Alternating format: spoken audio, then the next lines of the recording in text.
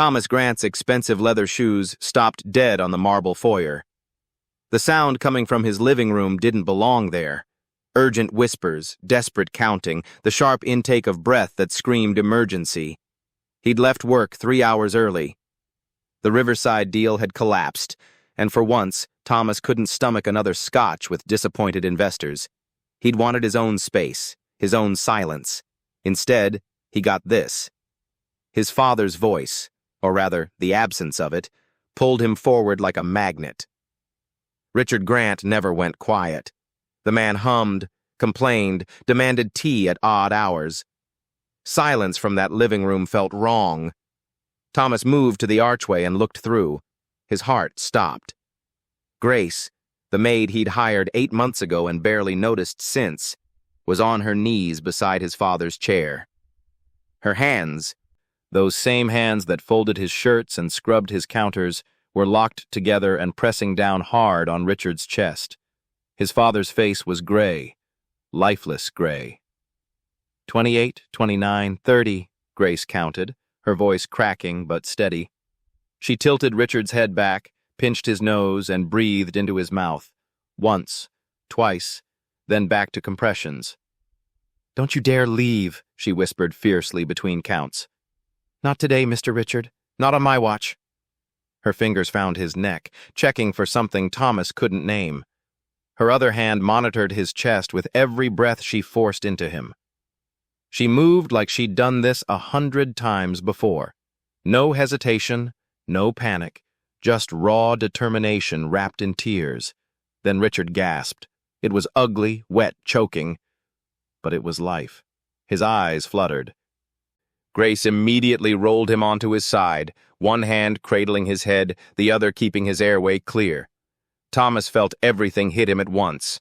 Shock, confusion, relief so sharp it hurt.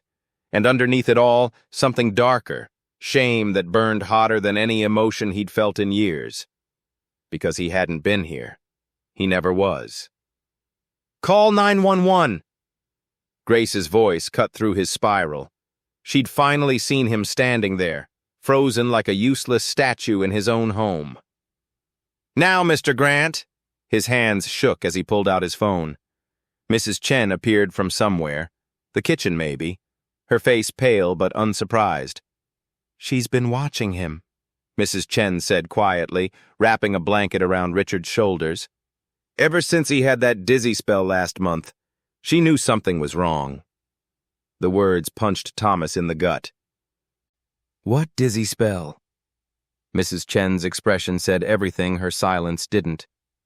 "You weren't here to notice." Thomas stared at Grace, really looked at her for the first time in 8 months. She was still on her knees, still holding his father steady, still using words like carotid pulse and rescue breathing like they were part of her everyday vocabulary. How does a maid know CPR? How does a maid know exactly where to check for a heartbeat? How many compressions to give? When to stop and reassess? Who the hell was Grace? Sirens wailed closer. Paramedics burst through the door Thomas had left wide open. They asked Grace questions, her, not him, and she answered with the kind of medical precision that made the lead paramedic nod with respect. "You did everything right," the paramedic told her. "You saved his life." Grace's shoulders finally dropped. She cried, quietly, the way people cry when they've been holding their breath for too long. Thomas stood in his own living room feeling like a stranger. The paramedics loaded Richard onto a stretcher.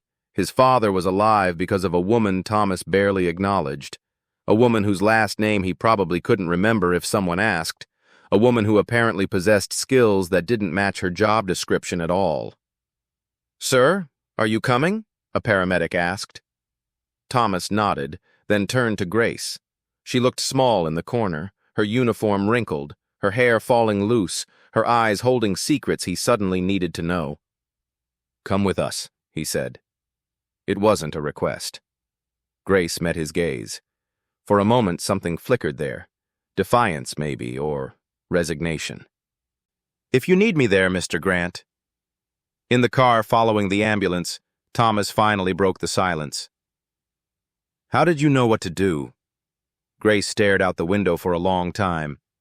When she spoke, her voice carried weight he'd never heard before. "I've known how to save lives for years, Mr. Grant."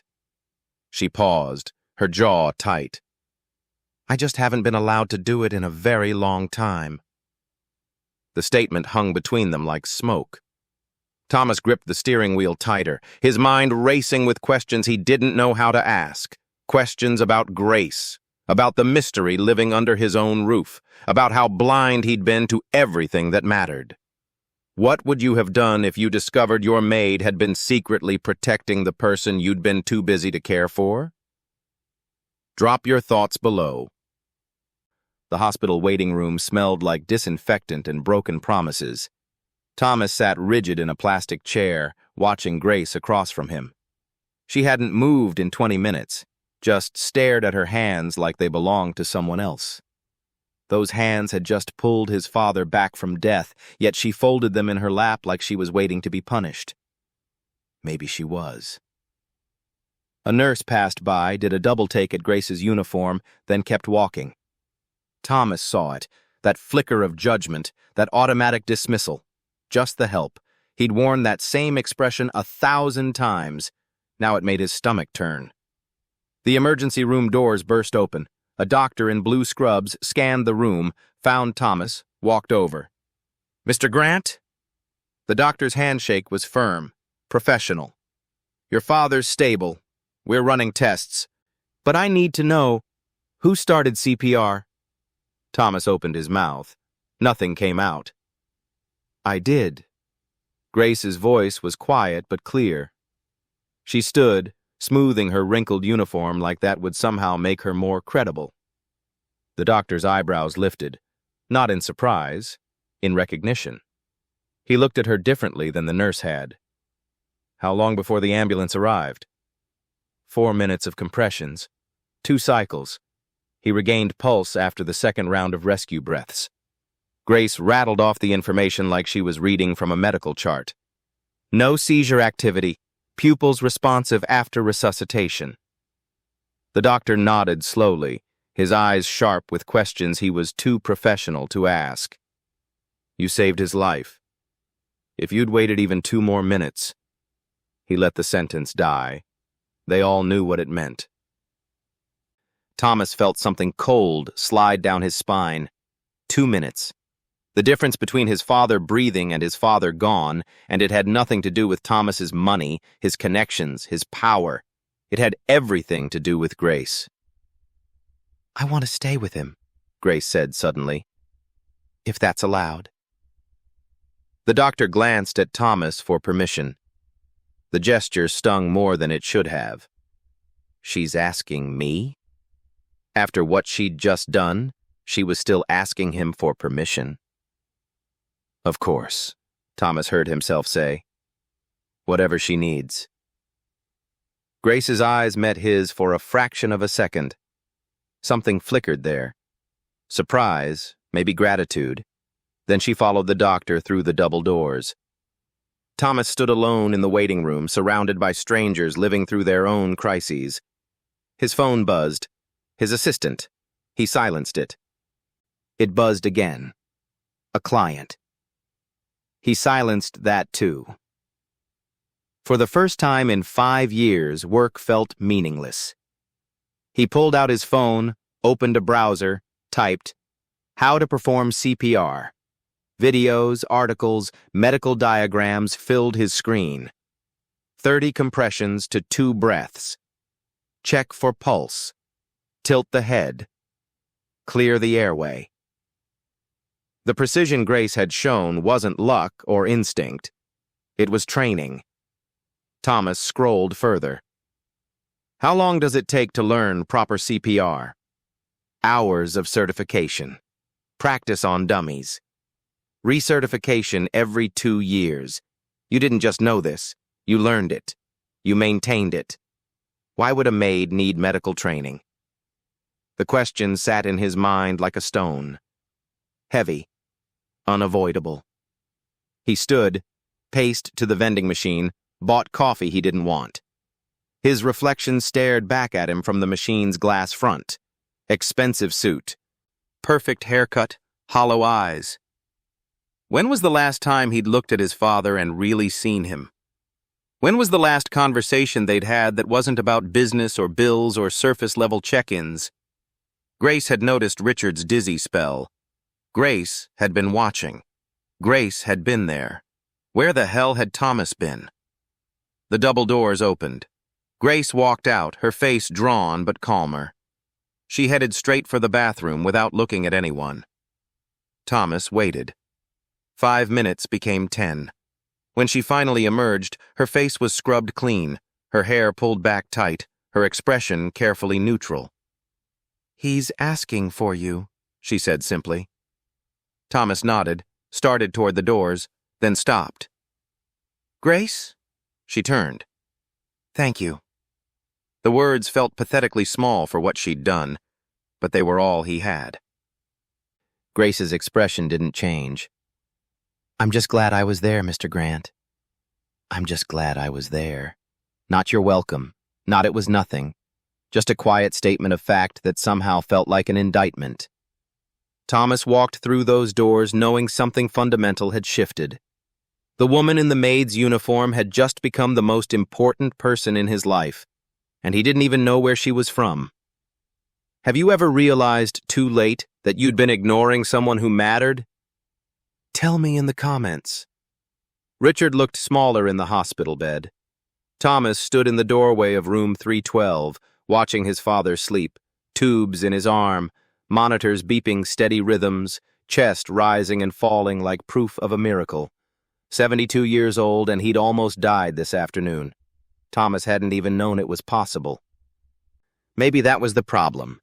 He'd stopped thinking of his father as mortal. "You can sit down, you know." Richard's voice was rough but alert. His eyes opened, focusing on Thomas with that sharp awareness that money couldn't buy. "Unless you're planning to hover there all night like a guilty ghost." Thomas moved to the chair beside the bed, sinking into it like his bones had turned to lead. "How are you feeling?" "Like I died and came back." Richard shifted slightly, wincing. "Which apparently I did. Where's Grace?" "She went to get coffee." "Dad, what happened?" Richard was quiet for a moment, his gaze drifting to the window where sunset painted the sky in shades of orange and regret. "I was telling her a story. Something about your mother. Then my chest got tight, really tight, like someone was standing on it." He paused, his jaw working. "I couldn't breathe, Thomas. I looked at Grace and I thought, this is it. This is how it ends." Thomas's throat constricted. "But she didn't panic," Richard continued, his voice getting softer. "She just moved.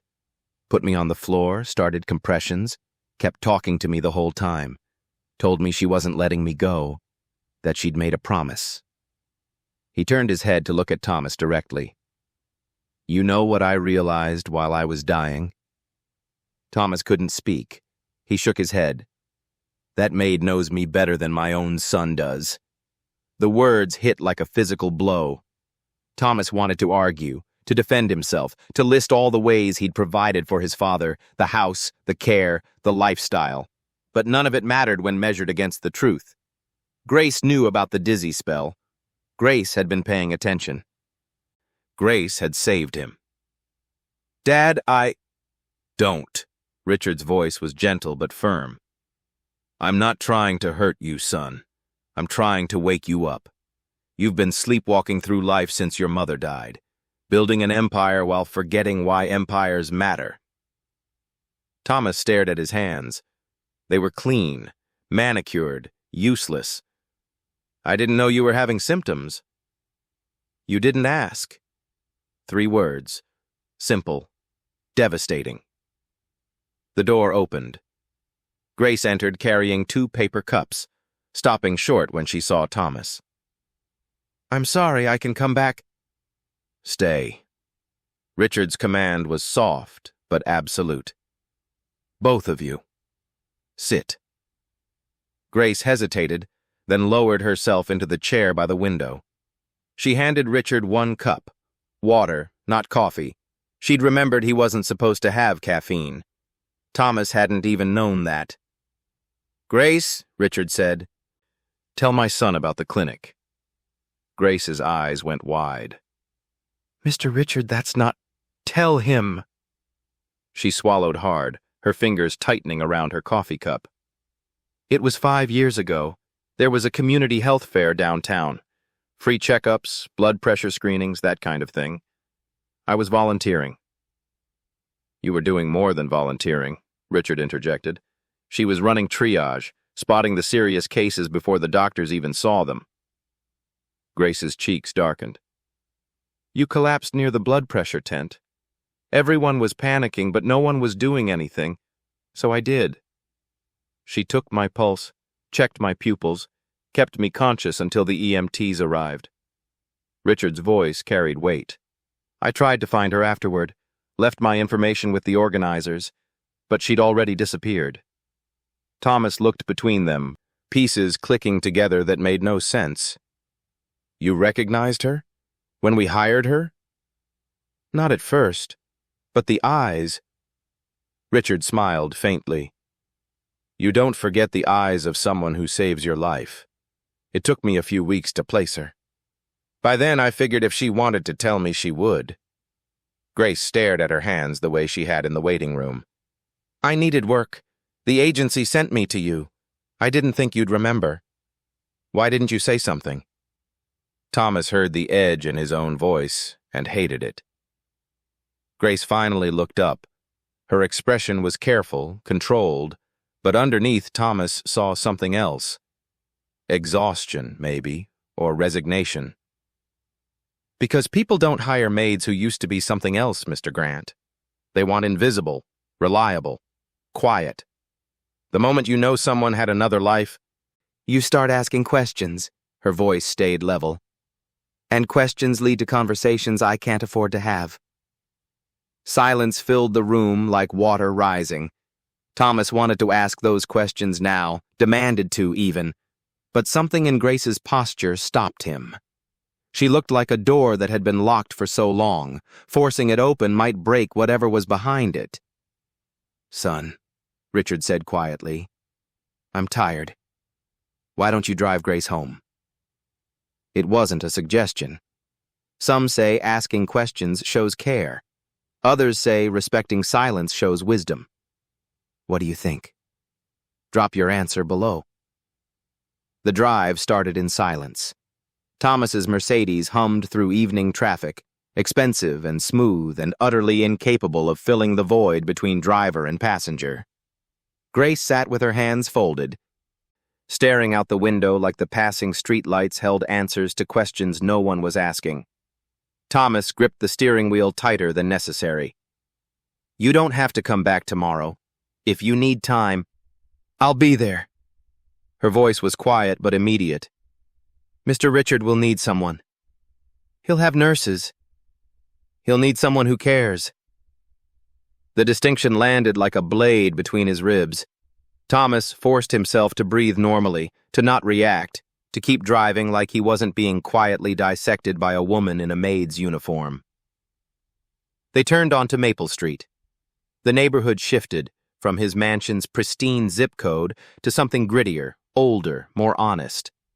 Apartment buildings with peeling paint, corner stores with flickering neon, people sitting on stoops in the warm evening air, talking, laughing, living.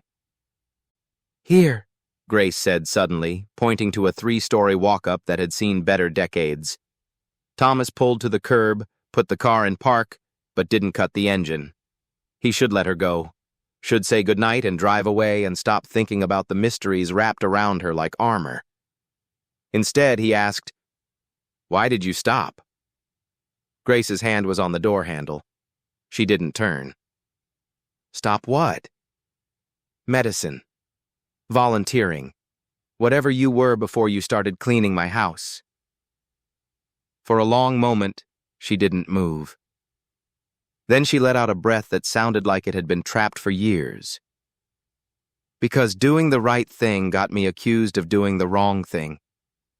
And once you're accused, Mr. Grant, the truth stops mattering. She opened the door. Wait. Thomas killed the engine. I want to understand. Grace turned then, and the look she gave him was so tired, so done with explaining herself to people who'd already decided who she was. No, you don't. You want to feel better about yourself. You want to hear some story that makes sense of why a medical professional is scrubbing your toilets so you can feel less guilty about the fact that you never once asked. Thomas felt his face burn. That's not... Yes, it is. She stepped out of the car, then bent down to look at him through the open door. You're a good man, Mr. Grant. You pay fair. You don't make inappropriate demands. You don't treat me like I'm less than human. That puts you ahead of most employers. She paused. But don't mistake decency for caring. You've never cared who I am. You just care that I showed up on time and made your life easier. She started to close the door. Grace. His voice stopped her. My father said you made a promise. What promise? Her expression shuddered immediately. It doesn't matter. It matters to me. Since when? The question hung in the humid evening air. Thomas had no answer that didn't make him sound like exactly what she'd accused him of being. Someone trying to feel better about his own blindness. Grace's face softened slightly, like she regretted the sharpness. I promised your mother, Mr. Grant. Years ago, at that health fair. We talked while your father recovered. She told me about you, about how work was consuming you since she got sick. She asked if I ever met Richard Grant again. Would I watch out for him? Grace's voice went quieter. She said someone needed to, because her son had forgotten how. Thomas felt something crack open in his chest. 3 months later, the employment agency sent me to your house. I saw his name on the paperwork and I knew. Call it fate or coincidence or God's sense of humor. I don't know. But I took the job because of that promise. She straightened, preparing to leave. Now I've kept it. Your father's alive. You can hire someone else if you want. I don't want someone else. Then I'll see you tomorrow, Mr. Grant. The door closed. Grace walked up the steps to her building, her posture straight despite everything, and disappeared inside without looking back. Thomas sat in his car on a street that wasn't his, in a neighborhood he'd never visited, feeling like he'd just failed a test he hadn't known he was taking. His mother had asked Grace to watch over his father. His dying mother had met Grace at a health fair and somehow knew that Thomas was drowning, knew that Richard would need someone, knew that Grace was the person who could help. And Grace had said yes, to a stranger, to a dying woman's request, and kept that promise for 5 years while Thomas paid her minimum wage to clean up after his neglect. He pulled out his phone, typed Grace's name into the search bar. Nothing. Tried adding medical and volunteer and the city name. Still nothing. Whoever Grace had been, she'd been erased. Or she'd erased herself. Thomas started the car and drove home, but the mansion felt emptier than it ever had. The silence wasn't peaceful anymore. It was damning. Ever found out someone was keeping a promise you didn't even know was made? Comment below. Thomas didn't sleep. He spent the night in his office, surrounded by contracts and spreadsheets that suddenly felt like monuments to wasted time. His father was alive because Grace knew CPR. His father was alive because Grace had been paying attention. His father was alive because a woman Thomas barely acknowledged had kept a promise to someone Thomas missed every single day. At 3 a.m., he opened his laptop and started digging. Grace's employment file was thin. Standard background check, 3 professional references, no red flags. Address, the apartment building he'd just seen. Education, high school diploma listed, nothing more. Previous employment, housekeeping agency, 2 years. But that didn't match. Nothing about the woman who'd performed flawless CPR matched this resume. Thomas pulled up the health fair from 5 years ago, the one where Grace and his mother had met. It took 20 minutes to find the archived website. Community Health Initiative. Free screenings. Volunteer sign-up sheet. The volunteer list was gone. So were the photos. He tried searching medical school registrations, nursing programs, EMT certifications. Nothing came up under Grace with her last name. He tried partial matches. Still nothing. Then he tried something else. He searched for medical students dismissed from programs in the last decade. Accusations of theft. False accusations specifically. The results made his stomach sink. Article after article. Students, mostly minorities, mostly women, accused of stealing supplies, equipment, medications. Some charges were dropped, others weren't. Careers destroyed either way because mud sticks even after you're cleared. One headline caught his eye. Medical student exonerated too late. Career already over. He clicked. The article was 4 years old, the photo pixelated, but the story was familiar. A student accused of stealing medical supplies had been cleared after security footage proved she'd been using them for an unauthorized free clinic. The university dropped the criminal charges but still expelled her for misuse of school resources. By the time her name was cleared, no other program would accept her. The student's name was redacted for privacy. But Thomas stared at that article until his eyes burned, wondering if that student had been Grace. Wondering how many brilliant, capable people were scrubbing floors because one accusation, one mistake, or deliberate sabotage had locked all the doors that mattered. His phone buzzed. 5:47 a.m. His assistant. Board meeting at 9. You need the Morrison files? Thomas stared at the message. The Morrison deal. 6 months of negotiation, millions on the line, the kind of deal that made careers. He typed back, reschedule. 3 dots appeared, disappeared, appeared again. To when? I'll let you know. He closed his laptop, grabbed his keys, and drove to the hospital. Richard was awake when Thomas arrived, picking at a breakfast tray that looked like sadness on styrofoam. You look terrible, Richard said by way of greeting. Didn't sleep. Guilt will do that. Richard set down his plastic fork. Grace here yet? It's 6:30 in the morning, Dad. She'll be here by 7. She texted to ask what I wanted for breakfast since the hospital food is, and I quote, an insult to taste buds everywhere. Richard smiled. That girl's got fire under all that quiet. Thomas sank into the visitor's chair. Mom asked her to watch over you. Richard's eyebrows rose. Grace told you that? Last night. After I drove her home. Thomas rubbed his face. Mom met her at that health fair. Asked her to look out for you if their paths ever crossed again. And she did. Richard's voice was soft with something that might have been pride or grief or both. Your mother had good instincts about people. Better than mine. Better than yours. I know. Do you? Richard leaned forward slightly, wincing at the movement. Because here's what I see, son. Grace saved my life yesterday. Your mother trusted her 5 years ago, and you're still treating her like she's invisible. I'm not. You don't even know her last name. Thomas opened his mouth, closed it. He'd checked her file this morning, read it 3 times. He still couldn't remember. Adenii, Richard said quietly. Grace Adenii. Nigerian father, American mother. She told me last month when I asked about the scars on her hands.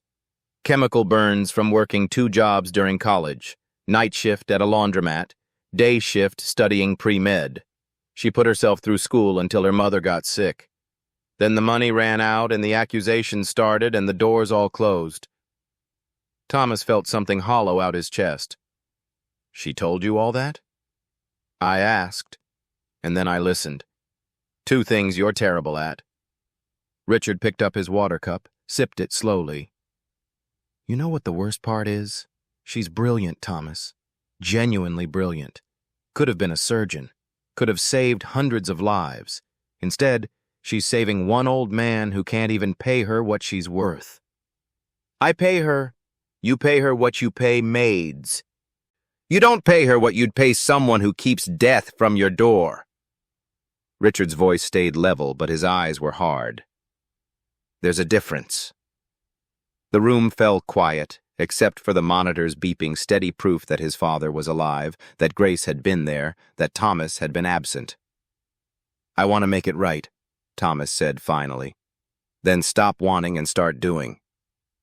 Richard settled back against his pillows. But here's my advice, son. Don't do it to make yourself feel better. Do it because she deserves better. There's a difference there, too.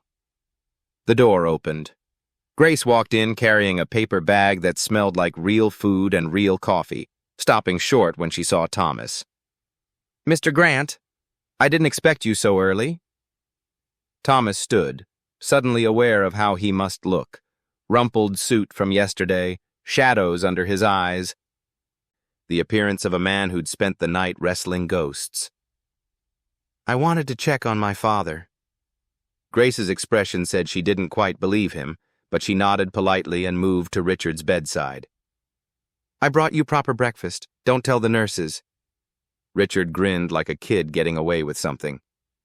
You're a lifesaver, Grace. I know, she said dryly. You've mentioned it.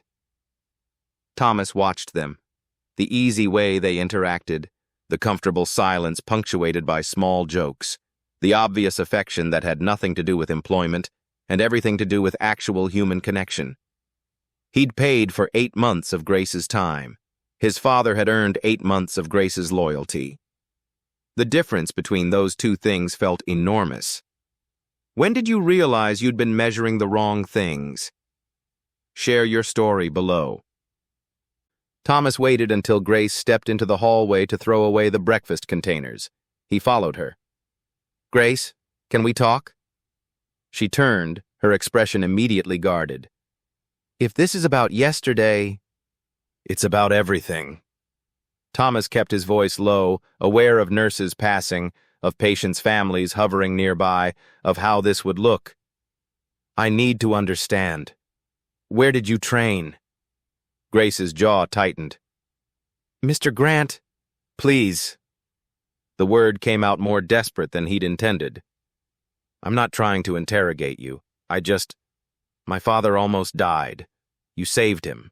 And I don't know anything about you except that you show up on time and fold fitted sheets better than anyone I've ever met. That's not enough anymore. Grace stared at him for a long moment, her eyes searching his face for something. Sincerity, maybe, or ulterior motives. Whatever she found made her sigh. State University medical program, she said finally. 3 years in before I had to leave. Top 10% of my class. Surgery track. Thomas felt his chest constrict. What happened? I ran a free clinic. Her voice stayed flat, factual, like she was reading from a script she'd memorized. Unauthorized. Used supplies from the school lab, bandages, basic medications, nothing controlled or expensive. We treated people who couldn't afford the ER, kids with infections, elderly folks with untreated diabetes, people who fell through every crack the system made for them to fall through. Thomas searched for the word. That's incredible. That's theft. Grace's smile was bitter. At least that's what they called it. Someone reported me. I was arrested, charged, suspended. By the time they reviewed the security footage and saw I was using supplies for patients, not selling them, the damage was done. Charges dropped, but expelled anyway for unauthorized use of university resources. That's insane. That's reality, Mr. Grant. Grace crossed her arms. Medical schools don't want students who break rules, even if they break them for good reasons. And other programs don't accept students with blemishes on their record, even if those blemishes are technically dismissed charges. I applied everywhere, got rejected everywhere. Eventually, I stopped applying. Thomas felt anger rising. Not at her, but at the system that had looked at this woman and seen a problem instead of a solution. You could have fought it, sued, something. Grace laughed, short, sharp, empty of humor. With what money, Mr. Grant? Legal battles cost thousands. I was 23, drowning in student debt, and my mother had just died from an illness I couldn't afford to treat despite all my medical training. Her voice cracked slightly on the last word. So, no, I couldn't fight it. I could barely survive it. The hallway suddenly felt too small, too bright, too full of people who weren't hearing this confession. I'm sorry, Thomas said. The words were pathetic, insufficient, but they were all he had. Don't be sorry, be better. Grace's eyes met his, steady and unflinching. You asked why I didn't say anything when you hired me. Because this, she gestured between them, this conversation is why. The moment I tell people what I used to be, I stop being human. I become a story, a tragedy, a lesson about the system. And then they either pity me or question me or decide I must have done something wrong to end up here. I'm not. Yes, you are. She said it gently, but it still landed like a punch. You're standing here trying to solve me like I'm a problem, trying to figure out if I'm worth more than what you're paying me, calculating whether investing in my redemption might make you feel better about the fact that you've had someone extraordinary in your house for 8 months and never once noticed.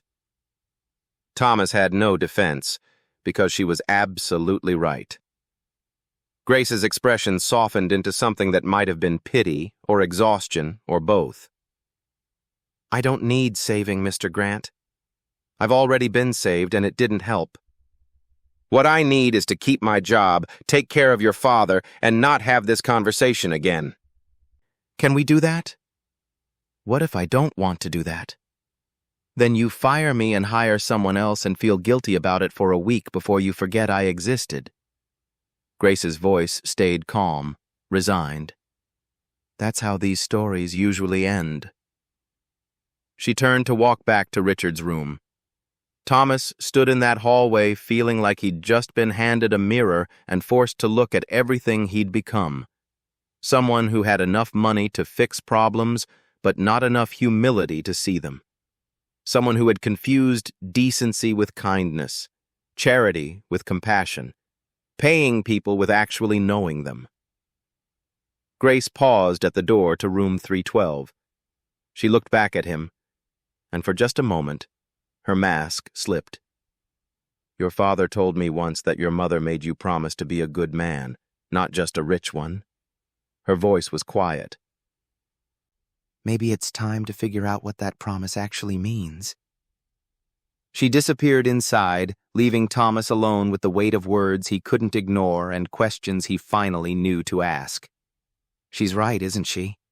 Sometimes being nice isn't the same as being good. Drop a truth, if you agree. Richard was discharged 3 days later. Thomas hired a medical transport service, arranged for in-home care, and cleared his schedule for the week. He'd told his assistant he was taking personal time. She'd nearly dropped the phone. Grace met them at the mansion, the house spotless as always. Richard's room prepared with equipment Thomas hadn't known they needed. Raised toilet seat, grab bars in the bathroom, a pill organizer that looked military grade in its efficiency. You didn't have to do all this, Thomas said, watching her adjust the angle of Richard's reading lamp. Yes, I did. Grace didn't look at him. It's my job. Grace, your father's home, Mr. Grant. That's what matters. Richard settled into his recliner with a satisfied sigh, looking more alive than he had in the hospital. Grace, you're a miracle worker. I'm a maid who knows where the extra pillows are.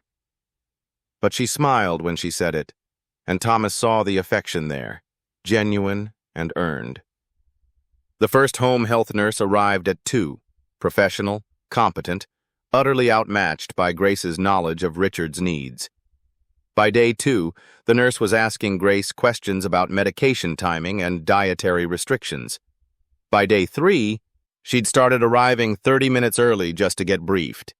Thomas watched it all from the margins, taking calls in his office, but finding excuses to walk past the living room, to check on his father, to observe the small ecosystem that had formed around Richard's recovery, one where Grace was the sun everything else orbited.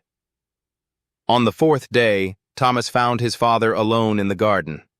The afternoon sun painted everything gold, soft, like the world was apologizing for almost ending. "Sit," Richard said, patting the bench beside him. Thomas sat.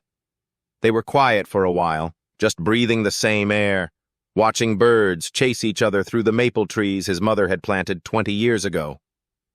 "I remember something," Richard said finally. "From when I was dying." Thomas's chest tightened. "What?" "I remember thinking that if this was the end, at least someone who cared was holding my hand." Richard's voice was rough. "Not someone paid to care, not someone obligated, someone who'd chosen to." Thomas couldn't speak. Grace could have just called 911, could have stepped back, let the professionals handle it, protected herself from liability. That's what most people would have done. Richard turned to look at him. "But she got on her knees and breathed life into me because that's who she is. And son, I don't think you fully understand what a gift that is." "I'm starting to." "Are you?" Richard's question wasn't accusatory, just genuinely curious. "Because here's what I've realized while I've been stuck in this house recovering. I've lived 72 years, built a company, raised a son, loved a wife, and lost her. And the person who saved my life when it mattered most wasn't family, wasn't a friend. Was a woman I'd only known for 8 months. Dad, let me finish." Richard held up a hand. "That tells me something important. It tells me that Grace sees value where others don't. She saw value in a dying old man at a health fair. She saw value in keeping a promise to a stranger. She saw value in staying with this family even when you barely noticed her." He paused. "The question is, son, what do you see?" Thomas looked at his hands. They were smooth, uncalloused, unmarked by real work. "I see someone I failed to appreciate." "That's not good enough." The words stung. Thomas looked up sharply. Richard's expression was gentle but firm. "Appreciation is passive. It's noticing something nice and thinking warm thoughts about it. Grace doesn't need your appreciation, Thomas. She needs your action, your change. Your proof that seeing her value means treating her like she has it. I want to help her." Then ask her what help actually looks like. Don't assume. Don't swoop in like some savior fixing her broken life. Ask, listen, and then, and this is the hard part, respect her answer even if it's not what you want to hear. Thomas felt the truth of it settle into his bones.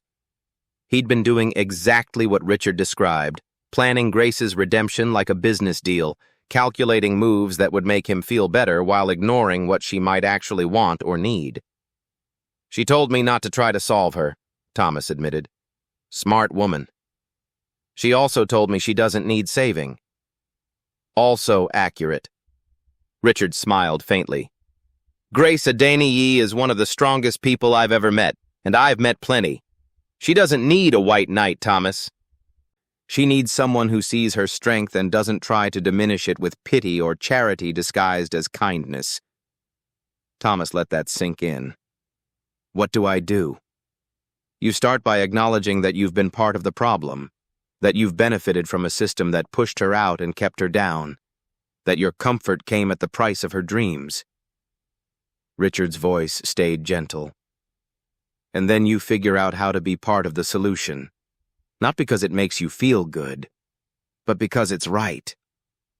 The garden was quiet except for birds and wind and the sound of Thomas's entire worldview cracking open. "I saw her last night," Richard continued. "Through the window. She was sitting in her car in the driveway for 20 minutes before she came in. Just sitting there. and I wondered what she was thinking. Was she steeling herself to walk into a house where she's brilliant but invisible? Was she reminding herself that this job pays rent even if it kills dreams? Was she talking herself into another day of being underestimated? Thomas felt sick. That's the real tragedy, son. Not that she scrubs toilets despite having the skill to save lives, but that she has to pretend that's enough. That she has to make herself small so people like us feel big. Richard reached over, gripped Thomas's shoulder. Don't make her do that anymore. A sound from the house. The front door opening, Grace's voice calling out that she was back from the pharmacy. Normal. Routine. A moment that should have been unremarkable but felt weighted with everything unsaid. Thomas stood. I need to talk to her. Then talk. But remember, this isn't about you getting closure or redemption or peace of mind. This is about Grace. Make sure you keep it that way. Thomas nodded and walked toward the house, his heart hammering, his mind finally, focused on the right questions. Not, how do I fix this? But what does Grace need? And how do I get out of her way so she can have it? Have you ever had someone call you out so hard it changed your whole perspective? Comment yes if this hit different. Thomas found Grace in the kitchen, organizing Richard's medications with the precision of a pharmacist. She didn't look up when he entered. He needs the blood thinner at 6, the beta blocker at 8. Don't let him convince you he's already taken them. He forgets in double doses. Grace, can we? And he's not allowed caffeine after 2 p.m., no matter what he tells you about needing it to stay awake for the evening news. She labeled the last pill bottle, her movements efficient, practiced. I've written everything down. The home health nurse has a copy too. Thomas noticed the past tense. Written everything down? Grace finally looked at him. Her expression was carefully neutral, the mask she wore when she expected bad news. I assumed you'd want to make changes after our conversation. It's fine, Mr. Grant. I understand. You think I'm firing you? Aren't you? She said it calmly, like she'd already accepted it. It's awkward now. I know too much. You know too much. It's easier to start fresh with someone who doesn't have history. Thomas felt something twist in his chest. Is that what usually happens? When people find out? Grace's silence was answer enough. He moved closer, leaning against the counter but keeping distance between them. I spent last night reading about medical students who got expelled, false accusations, system failures, careers destroyed before they started. He paused. I found 12 stories in the past decade, probably more that weren't reported. Grace's jaw tightened. Why are you telling me this? Because I want you to know I looked. That I'm trying to understand what happened to you wasn't random bad luck. It was systemic, designed almost, to keep certain people out. Congratulations on your awakening, Mr. Grant. Her tone was sharp. Most people don't get to discover injustice exists until it affects someone they know personally. You must feel very enlightened. The sarcasm stung because it was accurate. Thomas took a breath. You're right. I've been living in a bubble where fairness was something I assumed existed because I'd never personally witnessed it failing. That was ignorant, privileged, wrong. He met her eyes. But I'm not trying to have an awakening at your expense, Grace. I'm trying to figure out how to help without being the problem. You want to help? Grace crossed her arms. Then stop treating me like a charity case. Stop researching my trauma like it's a case study. Stop trying to fix what you can't fix, so you can feel better about benefiting from the same system that destroyed me. Then what do you want? I want you to leave me alone. The words burst out before she could stop them. Grace's composure cracked, just for a moment, and Thomas saw the exhaustion underneath. I want to do my job. Take care of your father. Pay my rent. Live my life without being reminded every single day of what I lost. You're not just a maid, Grace. To you, that's an insult. To me, it's survival. She grabbed the medication organizer, held it up like evidence. I'm good at this. I help people. Your father is alive because of skills I learned in a program that kicked me out. That's not nothing, Mr. Grant. That's something. Maybe not what I dreamed, but it's something. Thomas felt the weight of her words settle over him. He'd been so focused on the tragedy of her story that he'd missed the strength in it, the way she'd taken devastation and built something smaller, but no less meaningful. My father said you don't need saving, Thomas said quietly. He's right. But Grace, you deserve more than survival. You deserve to thrive. Deserve? Grace laughed, bitter and exhausted. You know what I deserved? I deserved to finish medical school. I deserved a fair hearing before they ruined my reputation. I deserved the chance to help people without being criminalized for it. Her voice cracked. But none of that matters because deserve doesn't pay bills or change the past or open doors that closed years ago. Silence filled the kitchen like smoke. Thomas wanted to argue, to insist that doors could be reopened, that reputations could be rebuilt, that it wasn't too late. But something in Grace's posture stopped him. The way she held herself like a person who'd heard those promises before and learned not to trust them. I'm not firing you, Thomas said finally, and I'm not trying to save you. But I am asking permission to try something. Grace's eyes narrowed. What? Let me look into your case. Not to fix it, I can't do that. But to understand it fully. What happened, who was involved, whether there's documentation that proves your innocence beyond the security footage. Why? Because if I'm going to be part of the solution instead of part of the problem, I need to understand the problem completely. Thomas kept his voice level. No promises.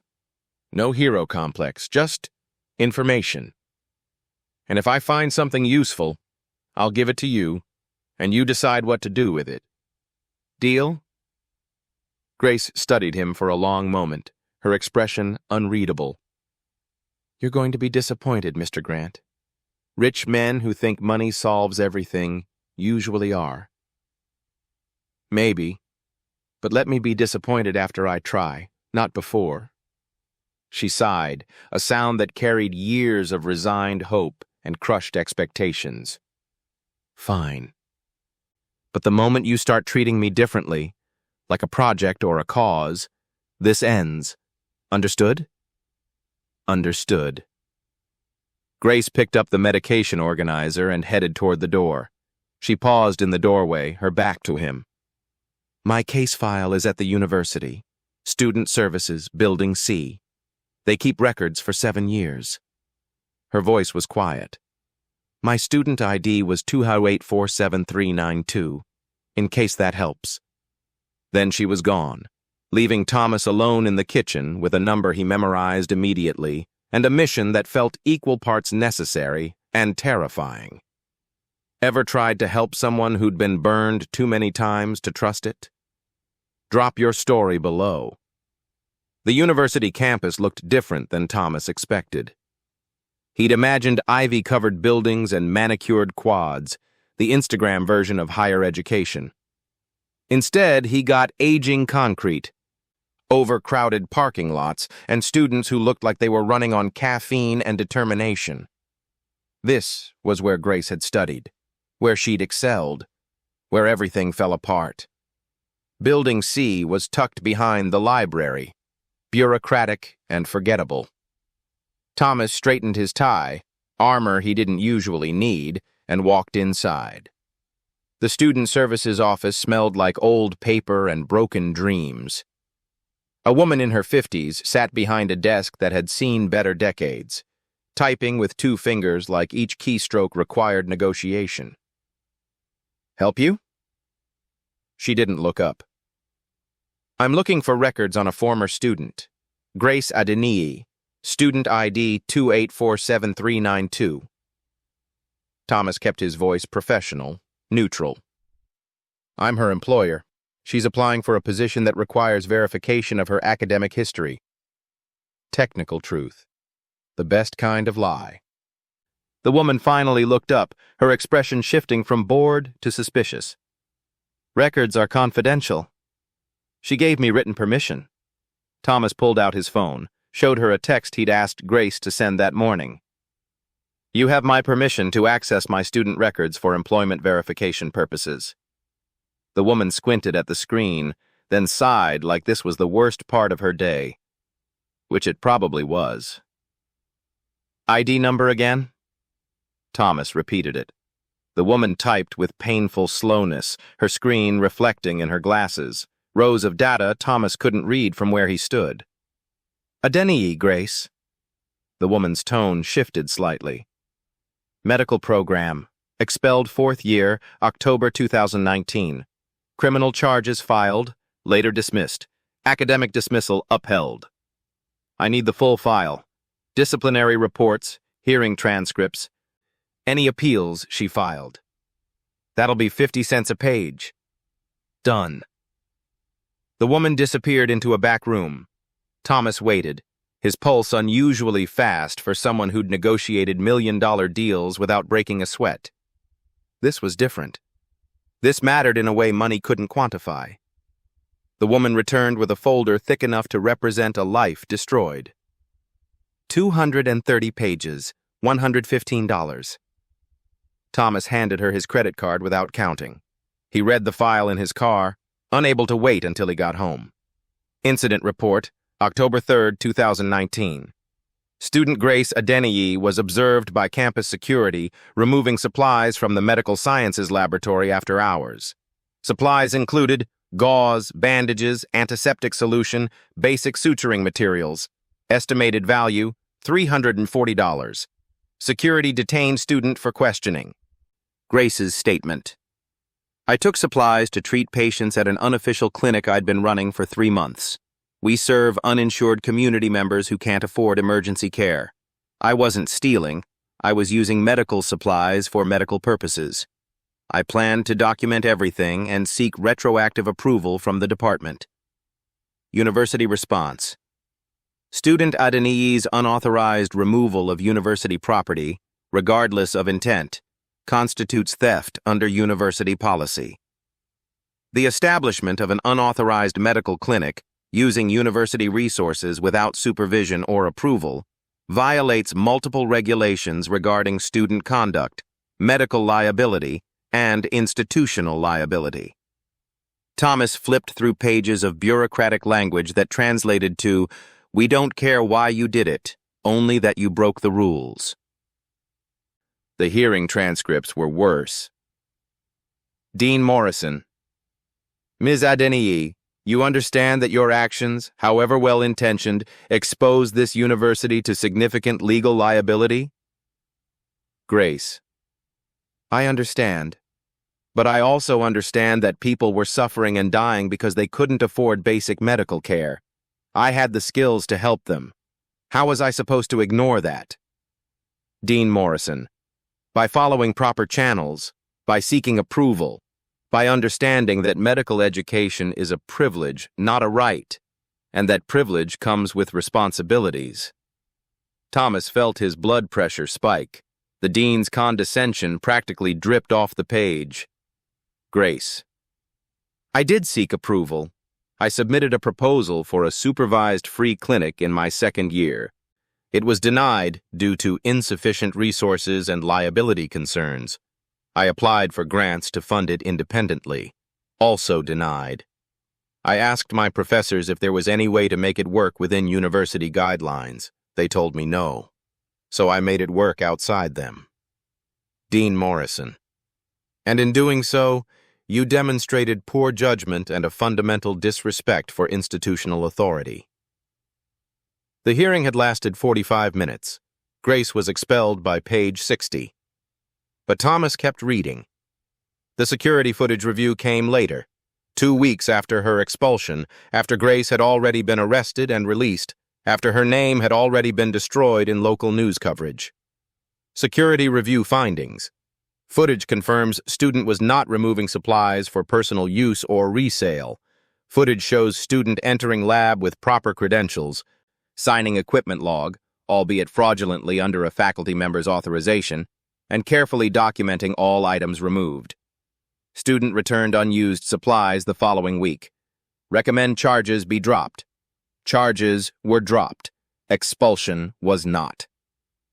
The final page was a letter from Grace, handwritten, dated 3 months after her expulsion. To whom it may concern. I'm writing to appeal my expulsion one final time. I know I broke rules. I know I acted without authorization. But I want you to understand what those rules meant in practice. They meant a 7-year-old girl with an infected wound couldn't get care because her mother couldn't afford the ER. They meant an elderly man with diabetes went without insulin because his insurance lapsed. They meant real people suffered real consequences while I sat in classrooms learning how to help them, but being told I couldn't actually do it. I don't regret what I did. I regret that I had to do it secretly. I regret that proper channels existed only in theory and not in practice. I regret that the system I wanted to serve cared more about liability than lives. I'm asking you to reconsider. Not because I deserve mercy, but because the people I served deserved care. And if this institution punishes students for caring too much, what does that say about the doctors it's training? Respectfully, Grace Adeniyi. The appeal was denied.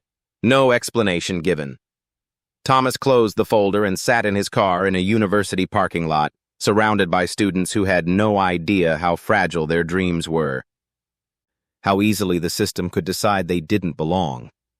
Grace had been right. She hadn't been unlucky. She'd been targeted. Maybe not personally, but systematically. She'd broken rules designed to keep people like her in line, and the institution had made an example of her. And now she cleaned his house. Thomas pulled out his phone, took photos of every page, and started making calls.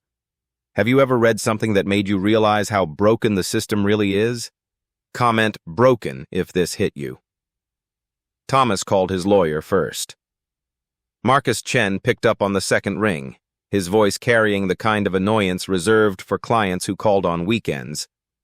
This better be good, Thomas. I need you to look into an academic dismissal case from 2019. Medical student, falsely accused. Charges dropped, but expulsion upheld. Thomas flipped through the file photos on his phone. I want to know if there's grounds for appeal or lawsuit. Silence on the other end. Then, since when do you care about academic injustice? Since I hired someone who deserved better than what she got. Your maid. It wasn't a question. Marcus had handled Grace's employment contract, standard NDA, basic liability coverage. Thomas, what are you doing? The right thing, finally. Thomas started his car. Can you look into it or not? I'll look. But academic institutions have broad discretion in disciplinary matters. Unless there's evidence of discrimination or violation of her due process rights, there's evidence of everything. I'll send you the file. Thomas merged into traffic, his mind already 3 steps ahead. I also want to know who was on that disciplinary committee. Names, current positions, any conflicts of interest. You're going after the university? I'm going after the truth. There's a difference. Marcus sighed the way he always did when Thomas made decisions based on principle instead of profit. I'll call you Monday. Call me tomorrow. Thomas. Tomorrow, Marcus, please. The line went quiet for a moment. You really care about this? I really care about her. The admission hung in the air between them, bigger than Thomas had intended it to be. I'll call you tomorrow, Marcus said finally. His tone shifted into something that might have been respect. Send me everything you have. Thomas spent the rest of the weekend becoming an expert on medical school disciplinary procedures, patient advocacy laws, and the dozens of loopholes institutions use to protect themselves while destroying students. He barely slept, barely ate. His assistant called 3 times to ask about the Morrison deal. He ignored all 3 calls. By Monday morning, he had a plan. By Monday afternoon, he had an appointment. Dr. Patricia Reeves, Director of Medical Education, agreed to meet him at her campus office at 3 p.m. Thomas arrived 15 minutes early, dressed in the kind of suit that communicated "I donate to universities" without saying a word. Dr. Reeves's office was exactly what he expected. Diplomas on every wall, books arranged by prestige, a window overlooking the quad that screamed, "I made it and you probably won't." "Mr. Grant." Dr. Reeves stood, offering a handshake that was professional and cold. "I understand you have concerns about a former student?" "Grace Adeniyi." Thomas sat without being invited. "I've reviewed her file. I'd like to discuss her reinstatement." Dr. Reeves's expression didn't change, but something flickered in her eyes. Recognition. Maybe defensiveness. Ms. Adeniyi was dismissed according to university policy. That decision is final. Even when that decision was based on policies that prioritized institutional liability over student welfare? "Mr. Grant, I appreciate your advocacy, but she ran a free clinic." Thomas kept his voice level, professional. "Treated over 200 patients in 3 months, used less than $500 worth of supplies, caused 0 harm, saved multiple lives according to patient testimonies I found buried in the case file." He leaned forward. "And your institution expelled her for it. She stole university property. She used medical supplies for medical purposes. There's a difference." Dr. Reeves's jaw tightened. "The university has clear policies. The university denied her proposal for a supervised free clinic, denied her grant applications, told her there was no approved way to provide community care as a student." Thomas pulled out his phone, showed her the photos of Grace's appeal letter. "So she found an unapproved way, and you destroyed her career for it. We protected the institution from liability. You protected yourselves from having to admit that your policies prevent students from actually helping people." Thomas stood, placing a folder on her desk. "That's a copy of Ms. Adeniyi's complete file, along with testimonies from 17 patients she treated. 3 of them are now your donors. Small donors, but donors. They'd be interested to know how you treated the woman who saved their lives." Dr. Reeves stared at the folder like it might explode. "I'm not here to threaten you," Thomas continued. "I'm here to offer you an opportunity. Reinstate Grace Adeniyi. Let her finish her degree. Make it right. And if we don't, then I take this file to every medical journal, education advocacy group, and news outlet that will listen. I make Grace's story public. I make your policies public. And I let the court of public opinion decide whether your institution cares more about liability or lives." Thomas headed for the door. "You have 1 week to decide." "Mr. Grant." Dr. Reeves's voice stopped him. "You realize Ms. Adeniyi would have to reapply like any other candidate? That admission isn't guaranteed. I realize you're already thinking about how to protect the university from looking bad instead of how to correct an injustice." Thomas looked back at her. "Grace was right about you. About this place. You trained doctors to follow rules instead of heal people. That's not medicine. That's bureaucracy with a stethoscope." He left before she could respond, his heart pounding with adrenaline and righteousness, and the terrifying possibility that he'd just made everything worse. Ever gone to bat for someone and realized you might have made things harder? Drop "yep" below. Thomas didn't tell Grace what he'd done. Not when he came home that evening to find her preparing Richard's dinner. Not when she asked if he'd had a good day. Not when she mentioned she'd organized his father's physical therapy schedule for the week. He kept quiet because Marcus had warned him, "Don't promise anything until we know if this will work." But keeping quiet felt like lying. Richard noticed. "You've been distracted all week. Something wrong with the business?"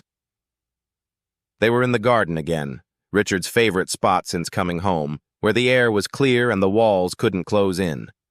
Thomas had wheeled him out after dinner, Grace's instructions about fresh air and gentle movement echoing in his head. Not business. Thomas sat on the bench, the one his mother used to read on. I did something. I'm not sure if it was right. That's usually when things are most right. Richard smiled faintly. Tell me. Thomas told him. About the file, about the university, about Dr. Bisham, Reeves, and the ultimatum he'd delivered with more confidence than he felt.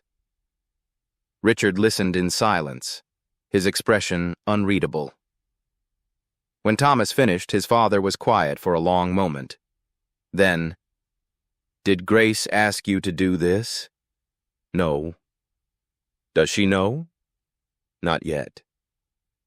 Richard sighed, the kind of sigh that carried disappointment and understanding in equal measure. "Son, do you remember what I told you about asking what help looks like instead of assuming?" Thomas felt his stomach drop. "I was helping. You were taking control." Richard's voice stayed gentle but firm. "You decided Grace needed her academic career back. You decided how to fight for it. You decided to confront the university without consulting her. And now she's going to find out that you've been investigating her past and making demands on her behalf without her knowledge or consent. You thought you were being a hero. But heroes in someone else's story are usually just people who don't know when to step back." Thomas felt the truth of it land like a stone in his chest. "I was trying to fix what was broken. You were trying to fix what you perceived as broken. Maybe Grace doesn't want to go back to medical school. Maybe she's made peace with her life. Maybe she's built something different that matters to her in ways you haven't bothered to understand." Richard leaned forward slightly, his eyes sharp despite his physical weakness. "Or maybe you're right and she does want this. But the problem isn't what you're doing, son. It's that you're doing it to her instead of with her." Thomas wanted to argue, wanted to say he'd done the research, found the injustice, tried to correct it. But every defense died in his throat because Richard was absolutely right. He'd steamrolled over Grace's autonomy in the name of justice, just like the university had steamrolled over her initiative in the name of policy. Different motivation, same fundamental disrespect. "What do I do?" Thomas asked quietly. "You tell her the truth. You show her what you found. And then you give her complete control over what happens next." Richard settled back in his chair. "Even if she decides to do nothing, even if she decides to be angry at you for overstepping, you respect that?" Thomas nodded, his chest tight with the realization that doing the right thing was infinitely more complicated than he'd thought. He found Grace in the kitchen that night, wiping down counters that were already clean. "Grace, we need to talk." She turned, and immediately her expression shifted, guarded, prepared for bad news. "If this is about earlier, I didn't mean to contradict the nurse. It's not that." Thomas pulled out his phone, opened the photos of her file. "I went to the university. I got your records. I know everything that happened." Grace went very still. "You what?" "I know about the hearing, the appeal, the patients you helped, all of it." Thomas kept his voice steady, fighting the urge to explain himself.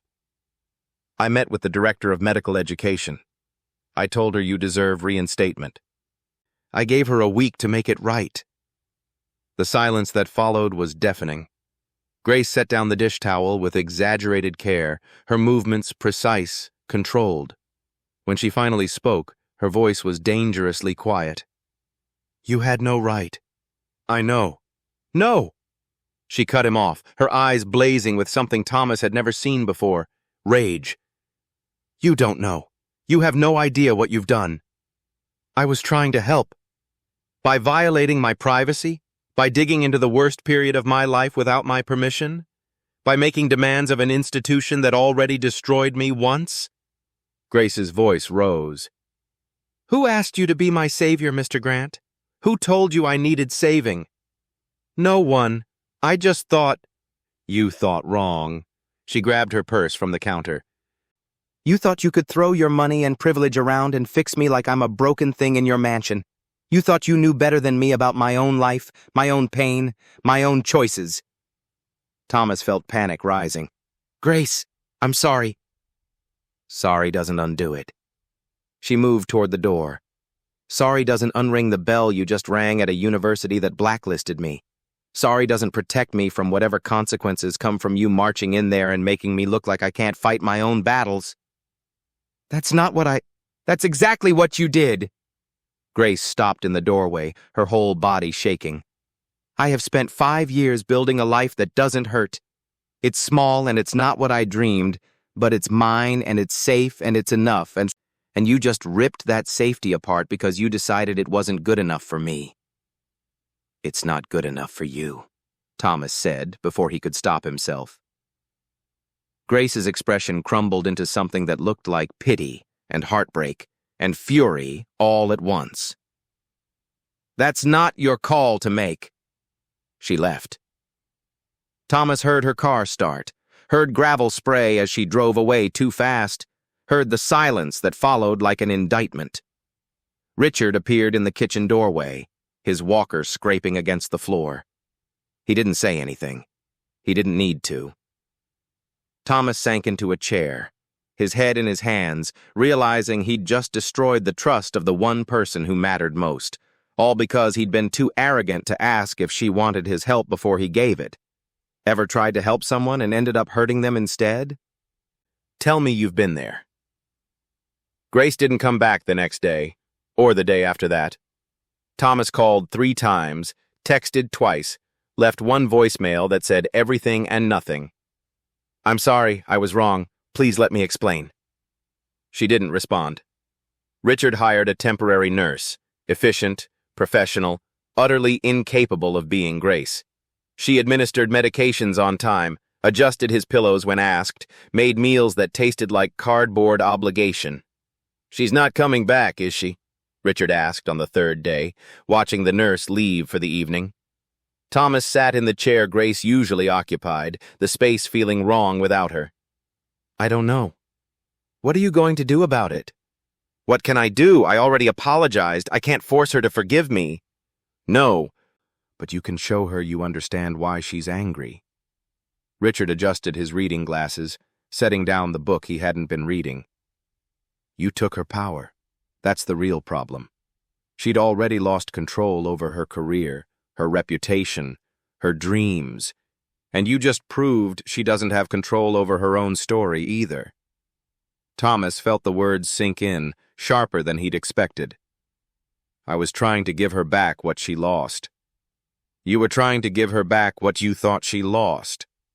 But maybe what she actually lost was the ability to make her own choices without someone deciding they know better. Richard's voice was gentle, but unyielding. Grace doesn't need you to fix her past, son. She needs you to respect her present. Thomas stared at his hands, clean, privileged, useless. How do I do that? You start by giving her what you took. Control. Richard closed his book completely. You tell that university to back off unless Grace specifically asks them to engage. You make it clear you acted without her permission, and she owes them nothing. You give her the information you gathered and let her decide what to do with it. And then you wait. What if she decides to do nothing? Then you support that decision like it's the wisest thing you've ever heard. Because maybe it is. Thomas knew his father was right. Knew it in the same way he knew the Morrison deal was dead, that work suddenly felt meaningless, that he'd been living wrong for longer than he wanted to admit. He'd spent his whole life being the person who made things happen, who solved problems, who fixed situations with money and influence and sheer stubborn will. But Grace wasn't a problem to solve. She was a person to respect. The difference felt enormous. Thomas drove to Grace's apartment the next morning. He didn't call ahead, didn't text, just showed up with a folder containing everything he'd gathered: the university file, the photos, the notes from his meeting with Dr. Reeves, the lawyer's preliminary assessment. He knocked, waited, knocked again. The door opened. Grace stood there in civilian clothes, jeans, an old medical school t-shirt that made Thomas's chest ache. She looked tired, guarded, not happy to see him. "Mr. Grant." "I'm sorry." He held out the folder. "I'm not here to explain myself or make excuses. I'm here to give you this and then leave." Grace stared at the folder like it might bite her. "Everything I found is in there," Thomas continued. "The file, the contacts, the lawyer's number. He's paid through the year, by the way, if you want to pursue anything. Or not, your choice." He set it on the doorstep when she didn't take it. "I also sent a letter to Dr. Reeves withdrawing my demands. I told her I acted without your knowledge or consent, that you owe them nothing, that if they hear from you, it'll be on your terms, not mine." Grace's expression flickered. Surprise, maybe, or the beginning of something less hostile. "I was wrong," Thomas said quietly. "Not wrong to want justice for you, but wrong to pursue it without asking. Wrong to assume I knew what you needed. Wrong to take your power when you've already had too much taken from you." He met her eyes. "I'm sorry, Grace. Truly." He turned to leave. "Wait." Thomas stopped, his heart hammering. Grace picked up the folder, held it against her chest like a shield. "Why did you do it? Really?" Thomas turned back. "Because I couldn't stand the idea that you were brilliant and suffering and I'd been too blind to see it. Because my father almost died and you saved him and I realized I'd been measuring all the wrong things. Because—" He stopped, searching for honesty that didn't sound selfish. "Because you deserved better than what happened to you. And I wanted to help. By controlling the situation. Yes. No point denying it. I thought if I fixed the injustice, that would be enough. I didn't think about what you wanted, what you needed, whether you'd even want this door reopened." He shoved his hands in his pockets. "My father was right. I tried to be a hero in your story instead of listening to what you actually needed." Grace was quiet for a long moment, her fingers tapping against the folder. "You really told the university to back off?" "I did. You won't hear from them unless you reach out first." "And the lawyer?" "Yours if you want him, not yours if you don't. No strings." Grace's jaw worked, her eyes searching his face for something. Lies, maybe, or ulterior motives. Whatever she found made her sigh.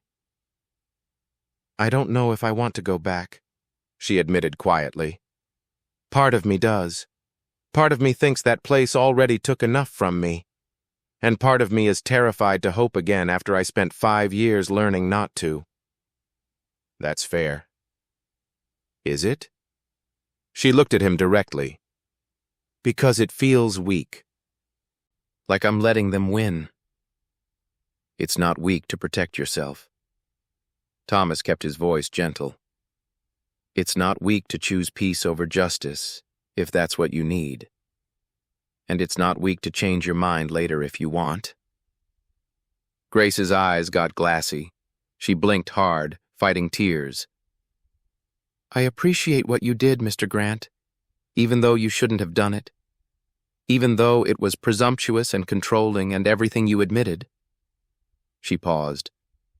"But I need time to think, to decide what I actually want instead of what everyone else thinks I should want. Take all the time you need. Does that mean I still have a job?" Thomas felt something ease in his chest. "You'll always have a job. But more importantly, when you're ready, you'll have my support for whatever you decide. No pressure. No expectations. Just support." Grace nodded slowly, clutching the folder tighter. "Okay. Okay." They stood there in awkward silence, the space between them filled with things unsaid and bridges partially rebuilt. Your father asked about you, Thomas said finally. Every day. He misses you. Grace's expression softened. I miss him too. He's got a temporary nurse, but she doesn't know about the caffeine thing. He's definitely cheating. That pulled a small smile from Grace, the first real one Thomas had seen in days. Of course he is. That man is stubborn as a mule. Takes after his son, apparently. Grace's smile grew slightly. Apparently. The moment stretched, fragile but real.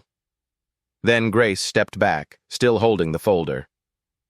Thank you for this, for apologizing, for listening.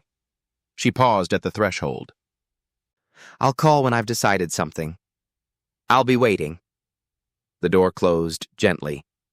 Thomas stood on her doorstep feeling like he'd just passed a test he'd initially failed, not with flying colors, but with enough grace to earn a second chance. That was more than he deserved, and somehow exactly enough. Have you ever had to unfix something you broke while trying to help? Guilty or not guilty? Grace came back a week later. She knocked instead of using her key, which felt significant. Thomas opened the door to find her standing on the porch in her uniform, her expression carefully neutral. I've thought about it, she said. I want to keep working for your father, but I need to set some boundaries. Of course. Thomas stepped aside to let her in. Whatever you need. Grace didn't enter immediately. She stood in the doorway, the space between in and out feeling important. I don't want pity. I don't want special treatment. I don't want you watching me like I'm about to break. I just want to do my job and help Mr. Richard recover. Can you do that? Yes. Can you really? Because if you're going to hover or try to manage my career or treat me like a charity project, I need to know now. Thomas met her eyes. I can really do that. I promise. Grace studied him for a moment longer, then nodded and stepped inside. Where is he? Garden. Where else? She almost smiled at that, her guard dropping just slightly. Then she headed toward the back of the house, her footsteps familiar and right in a way the temporary nurses never were. Thomas followed at a distance, watching through the kitchen window as Grace approached Richard in the garden. His father's face lit up like Christmas morning. Grace, I knew you'd come back. Did you now? Grace settled into the chair beside him, checking his color, his breathing, the small details she always noticed. And what made you so sure? Because you keep your promises, even when we don't deserve it. Richard reached for her hand. I'm glad you're here. Me too, Mr. Richard. Me too. Thomas turned away, giving them privacy, his chest tight with something that felt like grief and hope tangled together. Over the next 2 weeks, something shifted. Not dramatically, not suddenly. Just small changes that accumulated like snow building toward an avalanche. Thomas started asking Grace questions, not about her past, but about her present. What she thought about Richard's progress, whether the new medication was working. If she'd noticed anything the doctors might have missed. And Grace started answering. Not defensively, but genuinely, sharing observations that proved she'd been paying attention long before Thomas ever had. He's favoring his left side when he walks, she mentioned one evening. Might want the physical therapist to look at his hip. Could be arthritis, could be compensation from the heart attack recovery. Thomas called the therapist. Grace was right. He's been more confused in the evenings, she noted another day. Could be the blood pressure medication timing. Might want to move it to morning instead. Thomas called the doctor. Grace was right again. Slowly, Thomas began to see what his father had seen months ago. Grace wasn't just competent. She was exceptional. The kind of medical mind that saw patterns others missed. That connected dots others didn't even know existed. And she was wasting it organizing pill boxes. But he didn't say that. He'd learned that lesson. One Saturday afternoon, Thomas found Grace in the library, reading one of his father's old medical journals. "Light reading?" he asked, leaning against the doorframe. Grace looked up, startled, then closed the journal like she'd been caught doing something wrong. "Just killing time before I need to prep dinner." "You don't have to hide that you still care about medicine, Grace."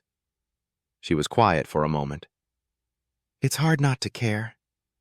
It's like—" She searched for words. "It's like loving someone who doesn't love you back. You can't just turn it off because it didn't work out." Thomas moved into the room, sitting in the chair across from her. "Have you looked at the file I gave you?" "I've looked at it about 100 times." Grace set the journal aside. "I've picked up the phone to call your lawyer at least 50, but I always stop myself." "Why?" "Because I don't know if I'm stopping myself out of fear or wisdom. Is it self-protection to avoid fighting, or is it cowardice?" She rubbed her face, suddenly looking exhausted. "I spent 5 years convincing myself that moving on was healthy, that accepting my new life was maturity. But seeing that file, reading my own appeal letter, remembering how much I wanted it, I don't know if I was moving on or giving up." "Those aren't the same thing?" "I don't think so. Moving on means peace. Giving up means regret." Grace looked at him directly. "And I'm not sure which one I've been doing." Thomas wanted to tell her to fight.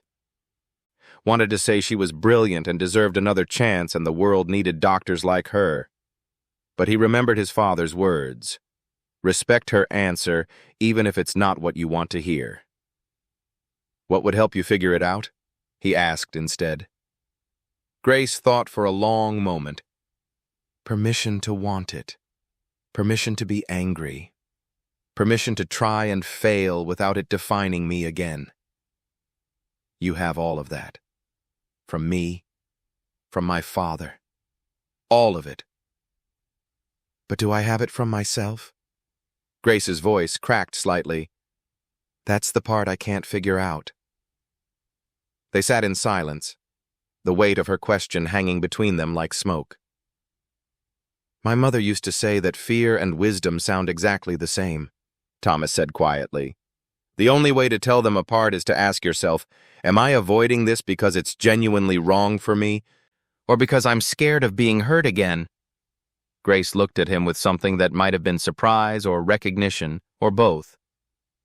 That's actually helpful. Don't sound so shocked. I occasionally say useful things. That pulled a real laugh from her, small but genuine. The sound made something ease in Thomas's chest that he hadn't realized was tight. I think I want to try, Grace said softly, almost to herself. I think I've been so focused on protecting myself from more pain that I forgot I'm also protecting myself from possibility. That's allowed. Being scared and trying anyway, that's courage, not stupidity. Grace picked up the medical journal again, running her fingers over the cover. If I do this, if I reach out to your lawyer and try to appeal, will you promise me something? Anything. Promise you'll let me do it my way, at my pace, without trying to manage it or fix it or speed it up because you think you know better. She met his eyes. Promise you'll support me even if I move slower than you think I should, even if I change my mind halfway through, even if I fail. I promise. Thomas said it like an oath. This is your fight, Grace. I'm just here to hold your coat. Grace smiled, really smiled, for the first time since everything had exploded. That's all I need. Ever had to give yourself permission to want something again after it hurt you? Drop permission granted if you feel this. The Morrison deal died officially on a Tuesday. Thomas's business partner, Glenn Morrison, called at 7 a.m., his voice sharp with the kind of anger that comes from wounded pride and lost profits. You've been dodging me for 3 weeks, Thomas. 3 weeks on a deal we've been building for 6 months. What the hell is going on? Thomas was in the kitchen, watching Grace prepare Richard's breakfast with the precision of a surgical team. She'd come back to work a week ago, her presence transforming the house from functional to alive. I've been dealing with family matters, Thomas said, turning away to lower his voice. Family matters don't pause million-dollar contracts. I've got investors asking if you're still committed, if Grant Properties is still the partner they thought they were working with. Glenn's frustration bled through the phone. Talk to me, man. What's changed? Everything, Thomas wanted to say. I almost lost my father. I discovered I'd been blind to suffering in my own house. I realized that building empires means nothing if you're building them on other people's broken dreams. But he just said, my priorities have shifted. Shifted? Glenn's voice rose. Thomas, we're talking about the Riverside development. Luxury condos, waterfront access, guaranteed returns. This is the kind of deal that defines careers. Or destroys communities. Thomas hadn't meant to say it, but once it was out, he couldn't take it back. Silence on the other end. Then, what? Riverside. It's a low-income neighborhood. Where do you think those families go when we bulldoze their homes for luxury condos they can't afford? Thomas felt something shift in his chest, something that had been building since he'd read Grace's file, since he'd understood what systemic injustice actually looked like. We're not creating value, Glenn. We're displacing it. That's how development works, you know that. Maybe that's the problem. More silence. Then Glenn's voice, colder now. You're serious. I'm serious. Then you're out. Not angry anymore, just final. I'll buy out your share. We'll part ways professionally. But Thomas, if you're going soft, if you're letting personal feelings contaminate business judgment, I'm letting morality inform business decisions. There's a difference. Not in my world. Glenn hung up. Thomas stood in his kitchen, his phone still in his hand, realizing he'd just walked away from millions of dollars and he didn't feel bad about it. He felt free. Grace found him an hour later, sitting in his office, staring at spreadsheets that no longer made sense. Your father said you might need coffee. She set a mug on his desk. And possibly someone to talk to, but he wasn't specific about that part. Thomas smiled despite himself. He's perceptive. That's why I like him. Grace hesitated at the door. Everything okay? I just ended a business partnership. Cost myself about $7 million in the process. Grace's eyebrows rose. That's significant. It is. Thomas took a sip of coffee. Perfect temperature, perfect strength. She'd been paying attention. But it was the right call. Because? Because it would have displaced 300 families to build condos for rich people, and I couldn't figure out how to justify that anymore. Grace was quiet for a moment. Then she came fully into the office, closing the door behind her. Can I tell you something? Always. When I first started working here, I thought you were a decent man stuck in an indecent system. Polite but oblivious. Privileged but not malicious. She leaned against his desk. But watching you these past few weeks, turning down deals, showing up for your father, actually listening when I talk, I'm starting to think maybe you're not stuck.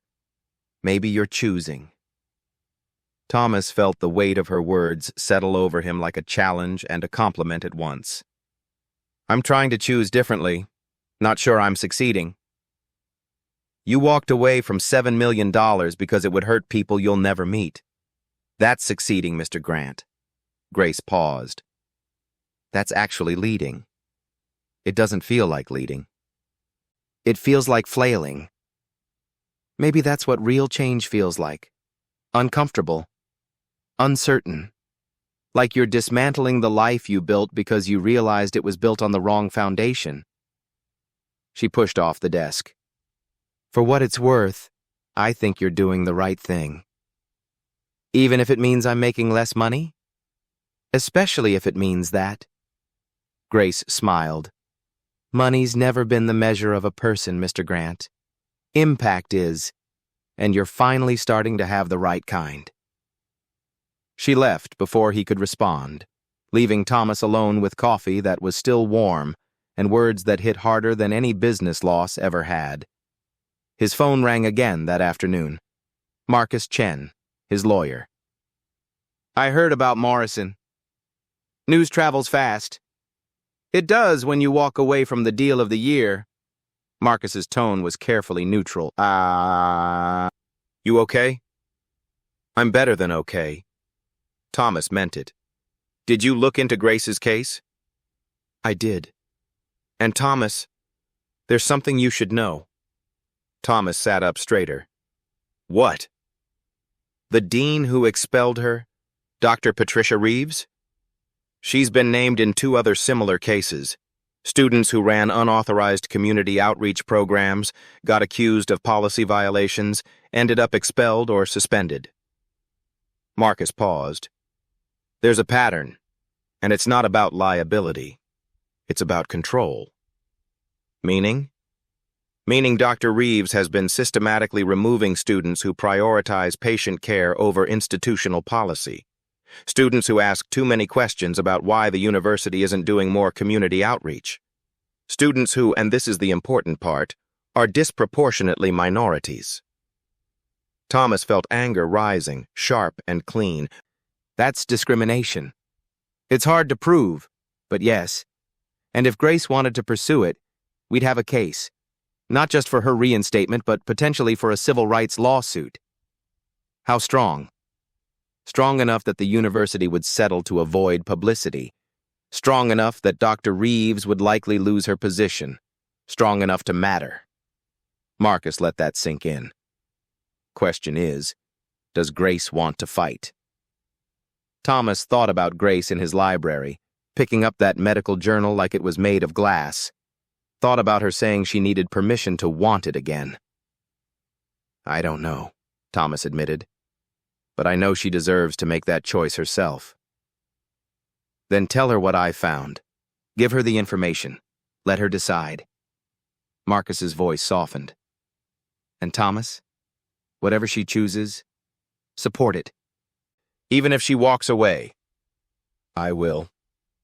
"Good. Because you're becoming someone I actually respect instead of someone I just work for. Don't screw it up now." Marcus hung up, leaving Thomas with information that could change Grace's life and the discipline to let her decide what to do with it. Growth, he was learning, wasn't comfortable, but it was necessary. Ever had to let someone make a choice you disagreed with because it was theirs to make? Tell me how that went. Grace called Marcus Chen on a Thursday. Thomas didn't know until Marcus called him afterward, his voice carrying the kind of careful respect usually reserved for people who'd impressed him. "She wants to move forward, not with a lawsuit, with an appeal. She's going to request a formal review of her expulsion based on new evidence of discriminatory enforcement." Thomas felt his heart rate spike. "When?" "She's drafting the letter now. Asked me to review it before she submits." Marcus paused. "She also made it very clear that you're not to be involved in any official capacity. Support only. No interference." "Understood." "Thomas, she's doing this the right way. Methodical, strategic, professional." Marcus's tone shifted to something that might have been admiration. "She's going to win." Thomas hoped he was right. Grace worked on her appeal for 3 weeks. Thomas watched from the margins, saw her staying up late at the kitchen table after Richard went to bed, surrounded by documents and highlighted passages, saw her making phone calls during her breaks, speaking in the careful language of someone who knew how to navigate institutional bureaucracy, saw her exhausted but determined, scared but unwilling to quit. He wanted to help, wanted to hire additional lawyers, researchers, PR firms to manage the fallout, wanted to throw money at the problem until it disappeared. But he'd learned. So instead, he made sure she had good coffee, made sure Richard's care didn't add to her stress, made sure she knew he was there if she needed him, and invisible if she didn't. "You're doing better," Richard observed one evening as they watched Grace through the kitchen window, her brow furrowed in concentration over some document Thomas couldn't see. "At what?" "At being useful instead of controlling. At supporting instead of managing." Richard smiled faintly. "At actually caring about someone other than yourself." Thomas wanted to argue that he'd always cared, but that would be missing the point. He'd cared in the abstract. Now he cared in the specific.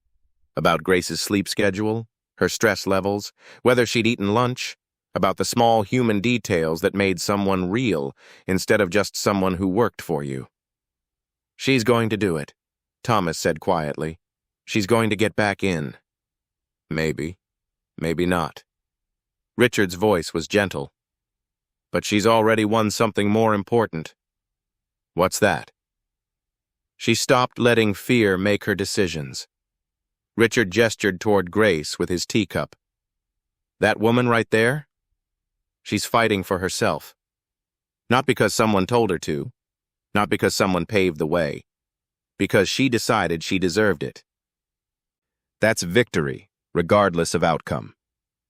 Thomas watched Grace highlight another passage, her jaw set with the kind of determination that came from surviving things that should have broken her. His father was right. She'd already won. The community clinic closed its doors for good on a Tuesday in late September. Grace stood outside the building, a converted warehouse that had served hundreds of patients with donated supplies and volunteer labor, watching the locks go on. Thomas found her there an hour before sunset, her face carefully blank in that way that meant she was holding back tears. "I heard," he said quietly, standing beside her but not touching. "I'm sorry." They ran out of funding. No grants, no donations, no way to keep the lights on. Grace's voice was flat, empty. "Dr. Martinez tried everything." "But free clinics don't survive on good intentions." Thomas looked at the building, weathered brick, barred windows, a hand-painted sign that read Riverside Community Health Center in cheerful letters that felt tragic now. How many people did they serve? About 400 a month? Chronic care mostly, diabetes, hypertension, prenatal visits. Things that seem small until you can't afford them and they kill you. Grace finally looked at him. "This was where I volunteered, before everything happened, before I got expelled for running a clinic just like this one." Thomas felt something click into place. "That's why you were so angry when I interfered, because you'd seen what happens when people with power decide they know better. The clinic board had donors, had people who wanted to help, but they wanted control too. Wanted to dictate what services we offered, who we served, how we operated." Grace's hands clenched into fists. Eventually, the restrictions made it impossible to actually help anyone. So the director told the donors to back off. They pulled their funding, and now it's closed. That's not the same as what I did. Isn't it? Grace turned to face him fully. You saw a problem. Decided you knew how to fix it. Acted without consulting the person actually living it. The only difference is you backed off when I told you to. She paused. Most people don't. Thomas absorbed that, feeling the weight of how close he'd come to being another well-intentioned disaster in Grace's life. What if it didn't have to close? The words came out before he'd fully thought them through. Grace's eyes narrowed. What are you talking about? The building. The clinic. What if someone funded it properly? No strings, no control, just support. No one does that, Mr. Grant. Donors always want something. What if I didn't? Thomas kept his voice level, careful. What if I bought the building, hired staff, paid for supplies, and then handed complete operational control to people who actually know what they're doing? Grace stared at him like he'd just suggested flying to the moon. That's not how this works. Why not? Because people with money don't give up power. They don't fund things they can't control. They don't trust that other people might know better. She shook her head. It's a nice fantasy, but it's not real. Make it real. Thomas felt the idea crystallizing, taking shape. You tell me what the clinic needs to operate sustainably. I write the check. You and Dr. B. Martinez run it however you want. I show up for ribbon cuttings if you want me there, and I stay away if you don't. You're serious. Completely. Grace looked back at the building, her expression shifting through disbelief, hope, suspicion, and something that might have been possibility. Why would you do this? Because you were right. About everything. About me being part of the problem. About privilege meaning nothing if it doesn't serve people who actually need it. Thomas shoved his hands in his pockets. Because I've spent my whole life building things that made me money, and I want to build something that matters instead. This would cost... I know what it would cost. I can afford it. Thomas met her eyes. The question isn't whether I can do it. The question is whether you'd want me to. Grace was quiet for a long time, staring at the clinic like she was seeing something beyond the locked doors and faded paint, like she was seeing what it could be if someone actually cared enough to let it survive. I'd need conditions, she said finally. Name them. You fund operations for 5 years minimum, guaranteed. No pulling out if you change your mind or decide it's not profitable. Done. You have zero say in medical decisions, staffing, or which patients we serve. Agreed. You attend one board meeting a quarter just to know where your money's going, but you don't vote. Fine. Grace turned to look at him, her eyes searching his face for lies or ulterior motives. Why do I feel like you're trying to buy redemption? Maybe I am. Thomas didn't flinch from her scrutiny. But that doesn't make the clinic less necessary.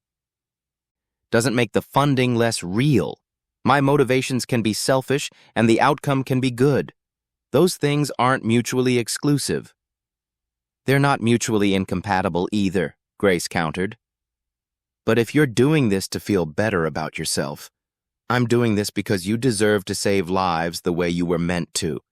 And if that also helps me sleep better at night, then everyone wins. Grace studied him for another long moment, then nodded slowly. Okay. Okay? Okay, let's try it. But the first time you overstep, the first time you try to control something you promised not to control, I'm out, and I take Dr. Martinez with me. Deal. Thomas held out his hand. Grace shook it, firm grip, steady eye contact, the handshake of someone who'd learned to negotiate from a position of hard-won strength. I'll call Dr. Martinez tonight, she said.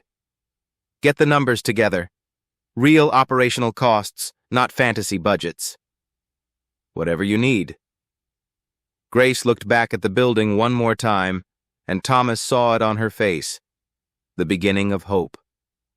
Fragile, cautious, but undeniably there.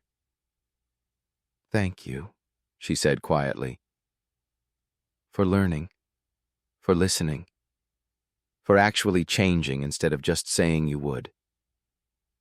Thomas felt something warm settle in his chest. Thank you for teaching me, even when I made it really difficult. Grace almost smiled. Especially then. Ever seen someone turn their worst experience into fuel for something better? Drop transformation below. The response from the university arrived on a Friday. Grace opened the letter at the kitchen table, her hands shaking slightly.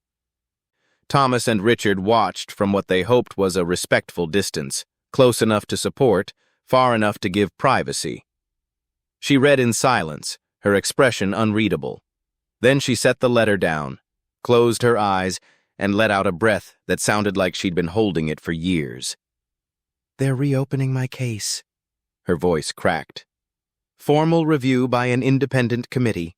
Hearing scheduled for November 15th. Richard let out a whoop that was undignified and perfect. Thomas felt relief crash over him like a wave. But Grace wasn't celebrating. She stared at the letter like it might disappear if she blinked. "Grace?" Thomas moved closer. "This is good news." "Is it?" She looked up at him, her eyes wet. "Because it feels terrifying. It feels like I'm about to relive the worst period of my life in front of strangers who've already decided I'm guilty."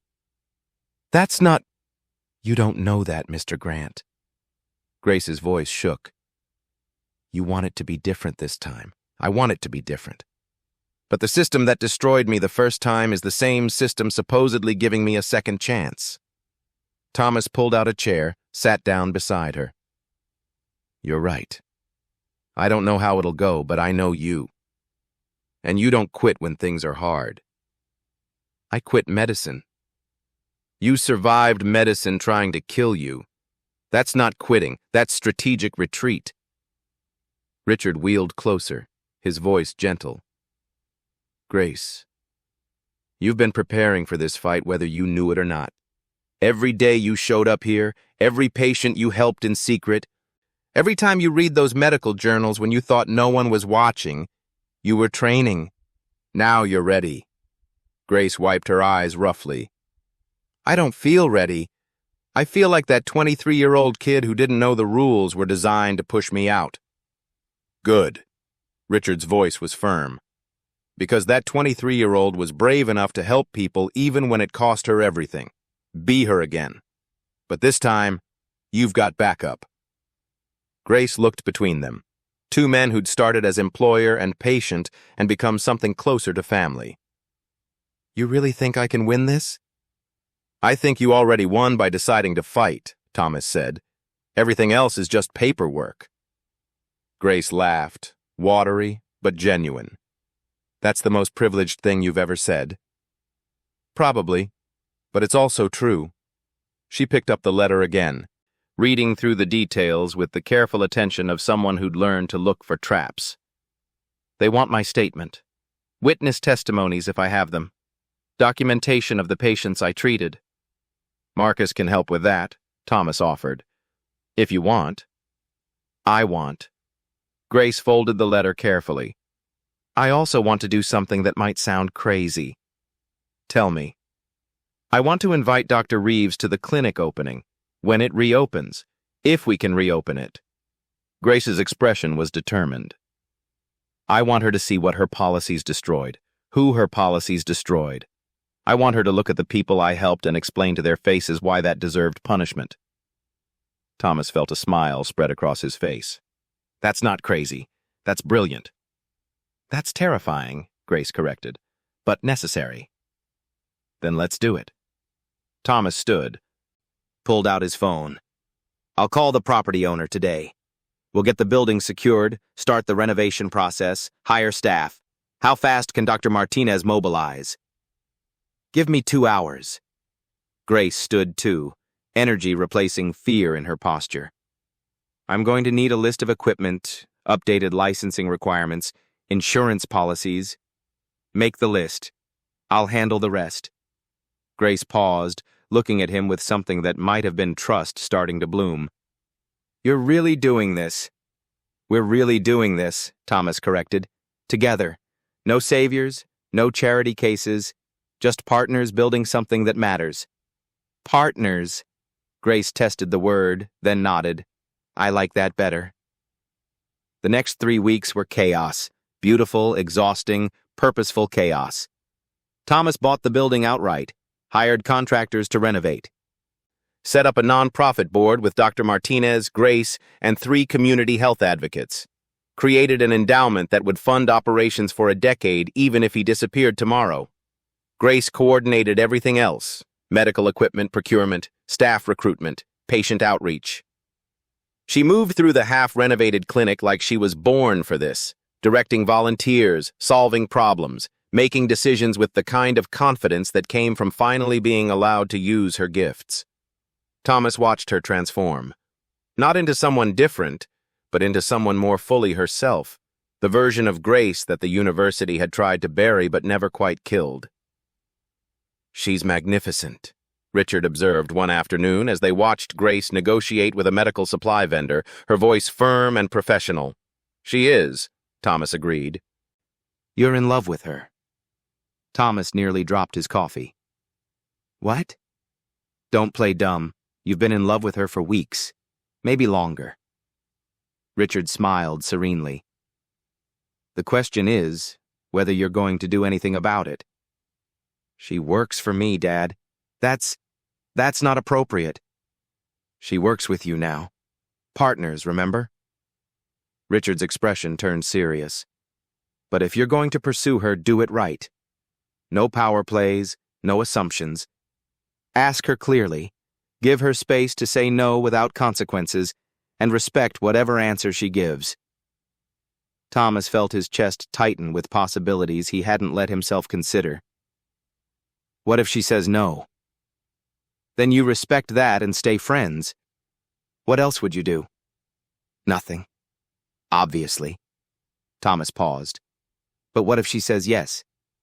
"Then you become the kind of man who deserves her.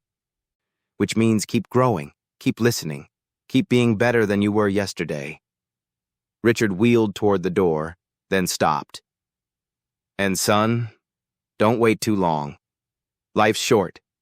I almost died, remember?" He left Thomas standing there, heart hammering, mind racing with scenarios he had no idea how to navigate. Grace looked up from her negotiation, caught his eye across the room, and smiled. Genuine, warm, the kind of smile that made him think, maybe, possibly, his father wasn't entirely wrong about what he was feeling. "Ever realized you were falling for someone at the absolute worst possible time? Tell me about it." The clinic reopened on a Saturday in October. They'd planned something small, ribbon cutting, maybe some light refreshments, a few thank you speeches. What they got was a line of people stretching around the block, news cameras, and a community showing up to reclaim something they'd thought was lost forever. Grace stood at the entrance, looking overwhelmed and proud and terrified all at once. She'd dressed for the occasion, professional but approachable, her hair pulled back, her expression carefully composed. But Thomas saw the tremor in her hands. "You okay?" he asked quietly, standing beside her away from the crowd. "I'm about to open a clinic I once got expelled for running." Grace let out a shaky breath. "So no, I'm not okay, but I'm doing it anyway." "That's brave." "That's terrifying, dressed up as courage." She looked at him. "Thank you for making this possible, for trusting me to do it right." "Thank you for letting me help, for teaching me what real help actually looks like." Dr. Martinez appeared, waving them toward the podium. "Grace, we're ready." Grace squared her shoulders, transformed her fear into determination, and walked toward the microphone like she was walking toward destiny. Thomas followed at a respectful distance, taking his place in the crowd rather than on the stage. This was Grace's moment. He was just honored to witness it. "5 years ago," Grace began, her voice clear and strong, "I lost everything for trying to do exactly this: provide medical care to people who needed it but couldn't afford it. I was called a thief, a rule breaker, someone who didn't respect the system." The crowd was silent, listening. "They were right. I didn't respect the system, because the system said these people," she gestured to the crowd, "didn't deserve care unless they could pay for it. The system said following procedures was more important than saving lives. The system said I should learn my place and stop asking questions about why medicine was a privilege instead of a right." Someone in the crowd started clapping. Others joined in. "So I broke the rules, and I paid for it. But today, we're changing the rules." Grace's voice grew stronger. "This clinic will provide free and low-cost care to anyone who needs it. No insurance requirements, no proof of citizenship, no judgment, just medicine the way it's supposed to be, focused on healing people, not protecting institutions." The applause grew louder. This wouldn't exist without community support, without Dr. Martinez's vision and volunteers' dedication. And without Thomas Grant, she looked directly at him, who learned to fund things without controlling them, who learned that real help means trusting people to know what they need. Thomas felt every eye turn toward him, felt the weight of recognition he hadn't sought but maybe deserved. He nodded at Grace, kept his face neutral, let her have the spotlight. So, thank you all for being here, for believing that healthcare is a right, not a privilege, for proving that communities can build what systems refuse to provide. Grace smiled, genuine, radiant, free. Welcome to Riverside Community Health Center. Let's get to work. The ribbon was cut, the doors opened, and Grace walked inside to her first patient, a young mother with a sick child, both of them looking at Grace like she was some kind of miracle. Thomas watched through the window as Grace knelt to the child's level, her manner gentle and professional, her skills finally being used the way they were meant to be. Richard wheeled up beside him. You did good, son. She did good. I just wrote checks. You did more than that. You got out of her way. Let her lead. Supported without smothering. Richard patted his arm. That's harder than it sounds. I'm proud of you. Thomas felt something warm and unfamiliar settle in his chest. Pride, maybe, but earned rather than assumed. The pride that came from doing something right instead of just doing something profitable. I want to ask her something, Thomas said quietly. But I don't know how. Ask her to dinner. Somewhere nice but not intimidating. Make it clear it's a date, not a work meeting. And then actually listen when she talks instead of planning what you'll say next. Richard smiled. It's not complicated, son. You just treat her like the remarkable person she is. And if she says no, then you respect that and stay her friend and partner. Like I said before, it's not complicated. You're just scared. Thomas was absolutely terrified. But fear hadn't stopped Grace from fighting for herself. It wouldn't stop him either. The clinic was chaos for the next 3 hours, patients filing through, volunteers managing intake, doctors and nurses moving between exam rooms with practiced efficiency. Grace was everywhere at once, consulting on difficult cases, comforting scared children, training new volunteers. She moved like this was what she'd been born for, and Thomas realized maybe it was. Finally, around sunset, the initial rush slowed. Grace stepped outside for air, collapsing onto the bench by the entrance like a puppet with cut strings. Thomas joined her, carrying 2 bottles of water. You're a natural. I'm exhausted. But she was smiling. Good exhausted, though, the kind that comes from doing something that matters. They sat in comfortable silence, watching the last golden light paint the building in shades of hope. Grace, Thomas said carefully. Can I ask you something? You just did. Can I ask you something else? She turned to look at him, her expression open and curious. Sure.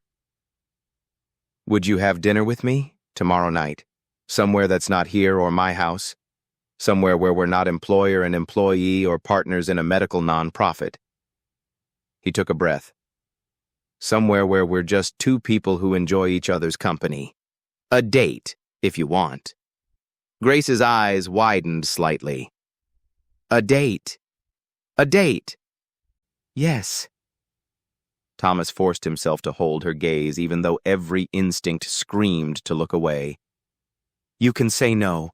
It won't change anything here or at the house. It won't make things weird unless we let it. But I wanted to ask, clearly, so you could decide clearly. Grace was quiet for a long moment, studying him with that penetrating gaze that saw through everything he tried to hide. Okay, she said finally. Okay? Okay, I'll have dinner with you, tomorrow night, somewhere nice. She smiled.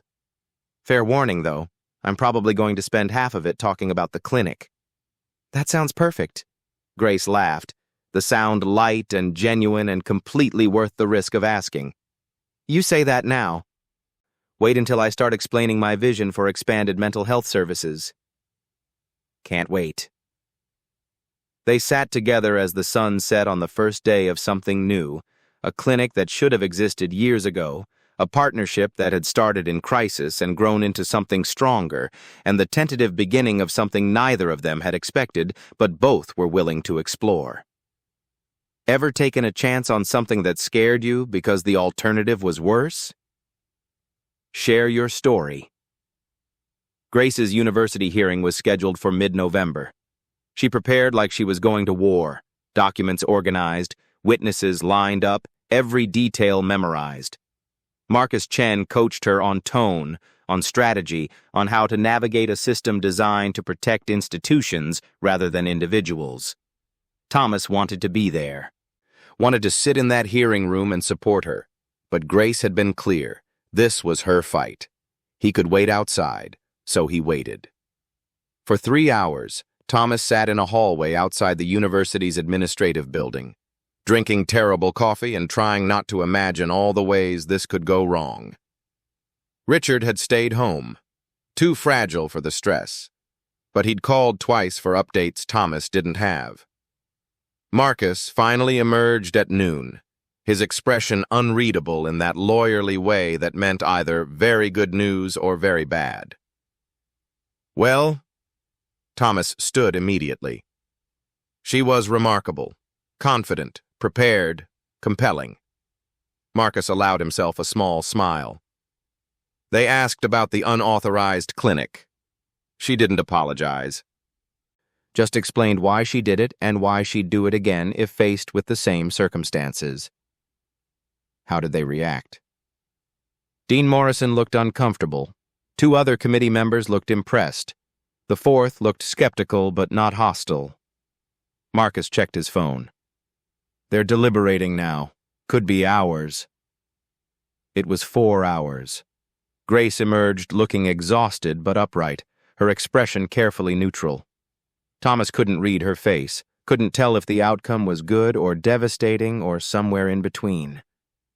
Then she smiled, small, tentative, like she was afraid to believe it. They're reinstating me, effective January. Full credit for my previous coursework, clean record. Her voice cracked. I can finish my degree. Thomas felt relief so sharp it physically hurt. He wanted to hug her, to celebrate, to tell her how proud he was, but they were in public, surrounded by strangers, and he didn't know what boundaries existed between them yet. So he just said, "You did it." "I did it." Grace looked dazed, like she couldn't quite process what had just happened. "I actually did it." Marcus clapped her on the shoulder. "You were brilliant in there. Absolutely brilliant. They never stood a chance." Grace laughed, the sound slightly hysterical. "I thought I was going to throw up the entire time." "Bravery isn't the absence of fear," Marcus said. "It's fear that's found courage. You found yours. Now go celebrate." They went to dinner, the 3 of them, with Richard joining via video call on Thomas's phone propped against the breadbasket. It wasn't the romantic date Thomas had planned for the following night. But it was perfect anyway. Grace glowing with victory, Richard beaming with pride, Marcus telling war stories about other cases he'd won against institutional arrogance. "To Grace," Richard toasted from the phone screen, raising his teacup in his garden back home. "Who refused to let the system win?" "To Grace," Thomas and Marcus echoed, raising actual glasses. Grace blushed, uncomfortable with the attention but also clearly pleased. "I couldn't have done it without you all. Without the support, the legal help, the—" "Stop!" Marcus interrupted. "You could have done it. You would have done it. We just made it easier. Don't diminish your victory by attributing it to us." Grace considered that, then nodded. "Okay, then to me. For being stubborn enough to fight even when it terrified me." "To you," they agreed. The evening stretched into night. Good food, better conversation, the kind of celebration that felt earned rather than obligatory. Thomas watched Grace throughout, saw her gradually relax, saw the weight she'd been carrying for 5 years start to lift. She caught him staring and raised an eyebrow. "What?" "Nothing. Just, you look happy." "I am happy. Terrified about starting classes again, worried about balancing school and the clinic and everything else, but happy." She paused. "Thank you for supporting this, for not trying to manage it or control it or—" "I learned my lesson." Thomas smiled. "You're in charge of your own life. I just get to witness it." "That's growth, Mr. Grant." "Please call me Thomas. Mr. Grant makes me sound like my father." "Hey," Richard protested from the phone. "No offense, Dad." "None taken. And Grace, please make him call you Dr. Adeniyi once you finish your degree. He needs the humility." Grace laughed. "I like that idea." The evening wound down eventually. Marcus left first, citing an early meeting. Thomas paid the bill over Grace's protests, and they walked to the parking lot, where the November night air was crisp and clear. "So," Thomas said as they reached her car, "we still on for tomorrow? The actual date we planned before everything exploded in the best possible way?" Grace leaned against her car, considering him with those eyes that saw through everything. "We are. But Thomas—" His heart sank. But I need you to understand something. I'm about to start medical school again. I'm running a clinic. I'm still working for your father because I actually enjoy it and he needs consistent care." She paused. "I don't have a lot of energy left over for complicated relationships." "So you want simple?" "I want honest. I want someone who understands I'm building a life that matters to me, and sometimes that life won't prioritize them. Can you handle that?" Thomas thought about the Morrison deal he'd walked away from, about the empire he'd been building that meant nothing, about how the best parts of his life now were the parts where he supported others instead of controlling them. "I want someone who has a life that matters to them," he said honestly. "Someone who challenges me to be better instead of comfortable. Someone who—" He stopped, searching for the right words. "Someone like you. Complicated, busy, brilliant you." Grace studied him for a long moment, then smiled. "Okay then. Tomorrow night. 7? 7. I'll pick you up. I'll drive myself. That way, if you turn out to be terrible company, I have an exit strategy." Thomas laughed. "Fair." Grace unlocked her car, paused with the door open. "Thomas?" "Yeah?" "Thank you for seeing me. Really seeing me.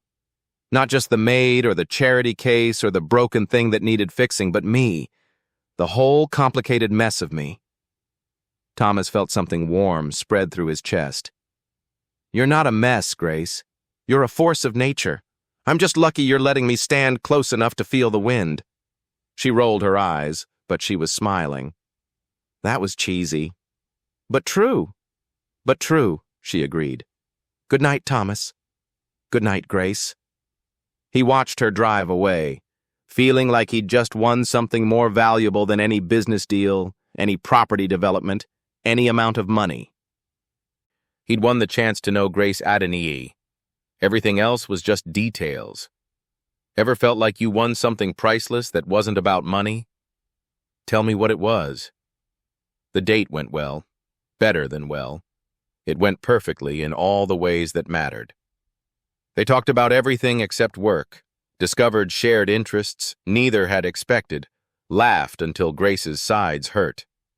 Thomas learned that Grace loved terrible reality TV and secretly wanted to learn piano. Grace learned that Thomas had once wanted to be a teacher before his father's business consumed him.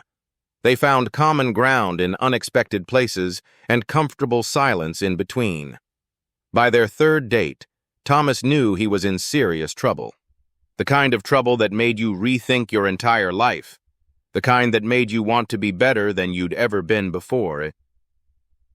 By their fifth date, Grace admitted she felt it too, whatever it was. Too early to name, too real to ignore. "I'm not good at this," she confessed over dinner one evening. "At letting people in? At trusting that good things can last."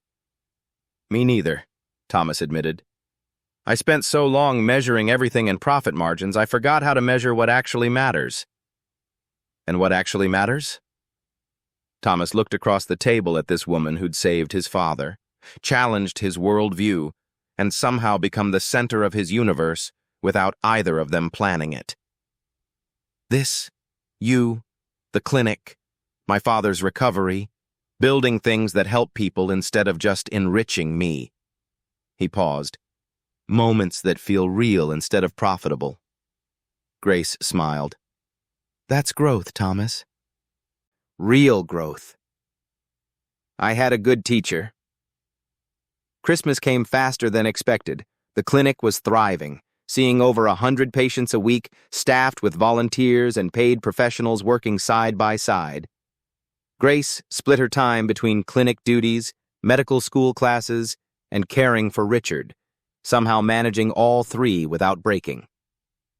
Thomas had reorganized his business completely, selling off properties that displaced communities, investing in affordable housing developments, restructuring his entire company around a mission statement that mentioned people before profits. His former partners thought he'd lost his mind. His father thought he'd finally found it. On Christmas Eve, Thomas hosted dinner at the mansion. Grace, Richard, Dr. Martinez, Marcus Chen, and a handful of volunteers from the clinic. The house that had once been a showcase of wealth became filled with actual life. Laughter, arguments about medical ethics, Richard telling embarrassing stories about Thomas's childhood. Grace caught his eye across the table and smiled. Genuine, warm, happy. Thomas smiled back, feeling like he'd finally figured out what home was supposed to feel like. After dinner, Richard called everyone to the living room. "I have an announcement," he said, looking healthier than he had in months. "I've decided to establish the Grace Adeniji Foundation for Community Medicine.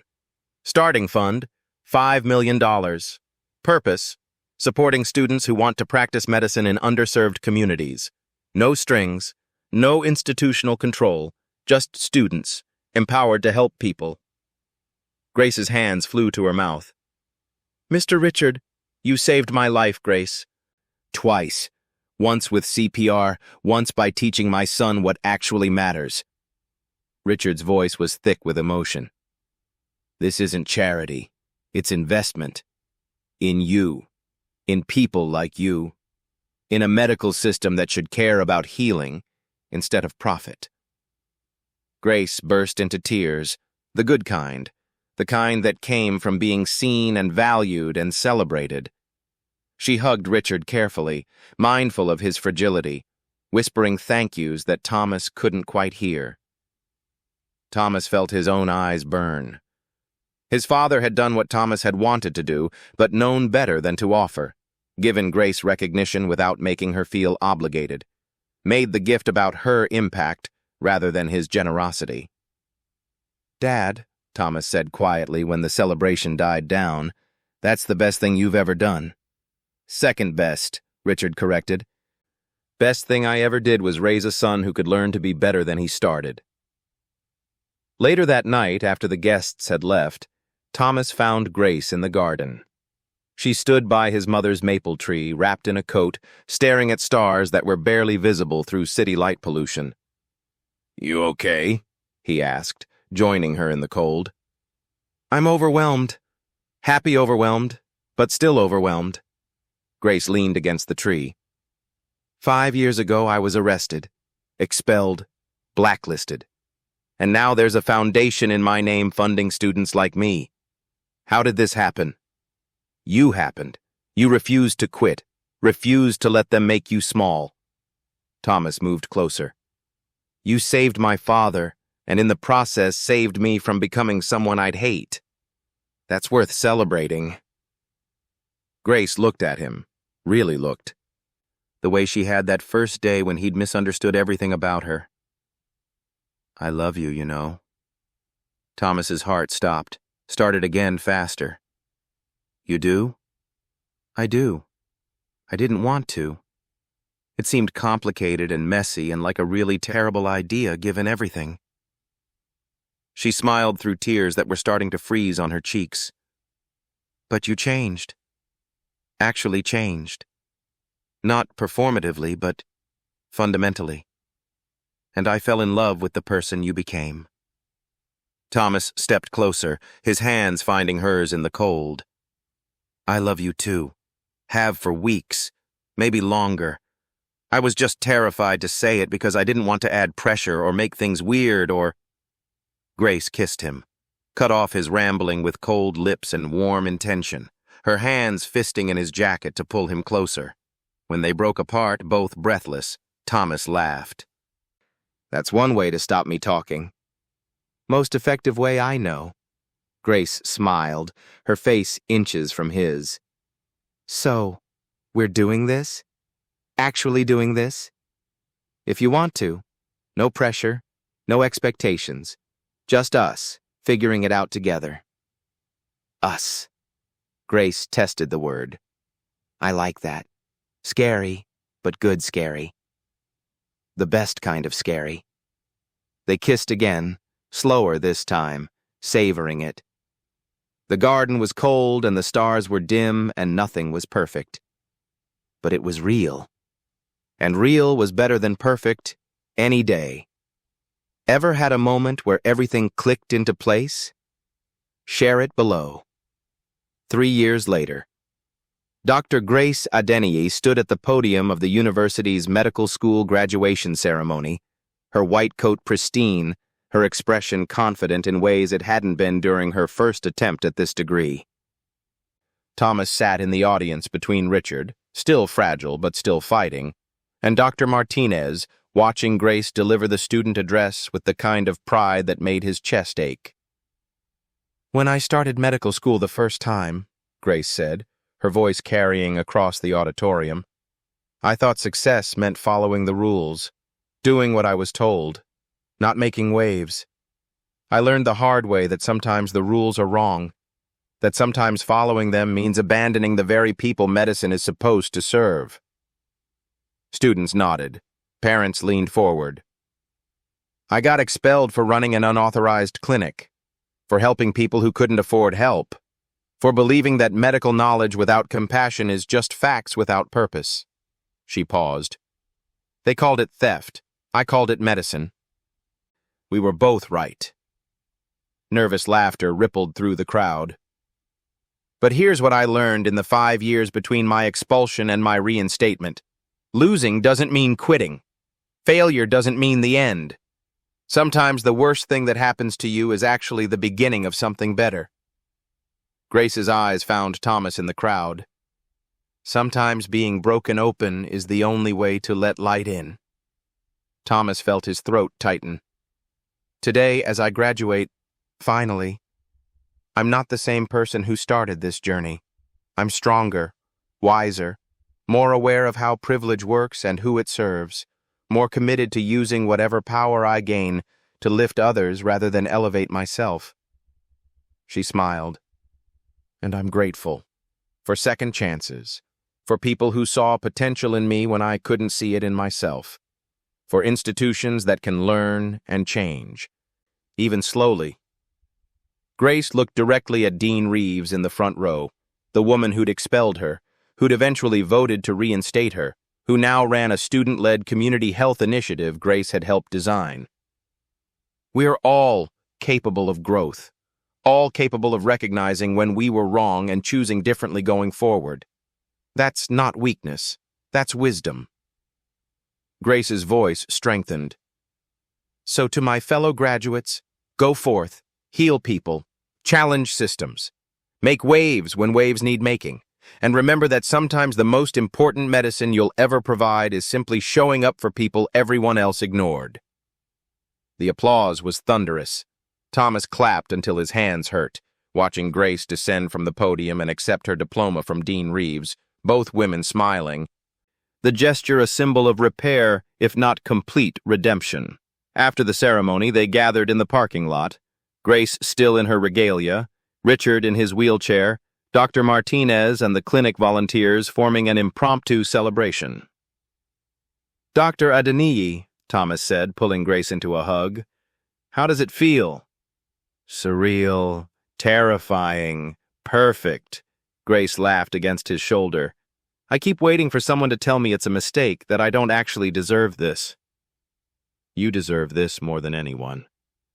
Richard wheeled closer, gripping her hand. "You earned it twice over. Once through brilliance, once through resilience." Grace knelt to his level, her eyes wet. "Thank you. For everything. For believing in me when I stopped believing in myself. For showing me that family isn't always blood. Sometimes it's chosen.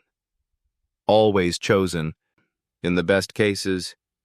Richard's voice was thick. "I'm proud of you, Grace. Your mother would be too." Grace broke down then. Good tears, healing tears, the kind that came from finally reaching a destination you'd thought was lost forever. Thomas let her cry, one hand on her shoulder, providing silent support the way he'd learned to over these years. The way Grace had taught him to, present but not controlling, supportive but not smothering. Later that evening, at the celebration dinner, Grace stood to make an announcement. "I have news." She looked around the table. Thomas, Richard, Dr. Martinez, Marcus, the volunteers who'd become family. "I've been accepted into a surgical residency, here, in the city, starting in 2 months." Cheers erupted. Thomas felt pride swell in his chest so big it almost hurt. "But that's not all." Grace's hand found Thomas's under the table. "I'm also stepping up as medical director of Riverside Community Health Center. Dr. Martinez is retiring, finally, and someone needs to keep the place running." Dr. Martinez grinned. "She's going to be brilliant at it, already is. So I'll be juggling residency and clinic leadership and—" Grace looked at Thomas, her expression nervous but determined, "and planning a wedding. If someone here is still interested in marrying me despite knowing how complicated my life is about to get." The table went silent. Thomas felt every eye turn toward him, felt the weight of the moment, felt Grace's hand trembling slightly in his. He stood, pulled a small box from his pocket, the one he'd been carrying for 3 weeks, waiting for the right moment. "Grace Adeniyi," he said, dropping to one knee beside her chair. "You've been complicating my life in the best possible ways since the day you saved my father.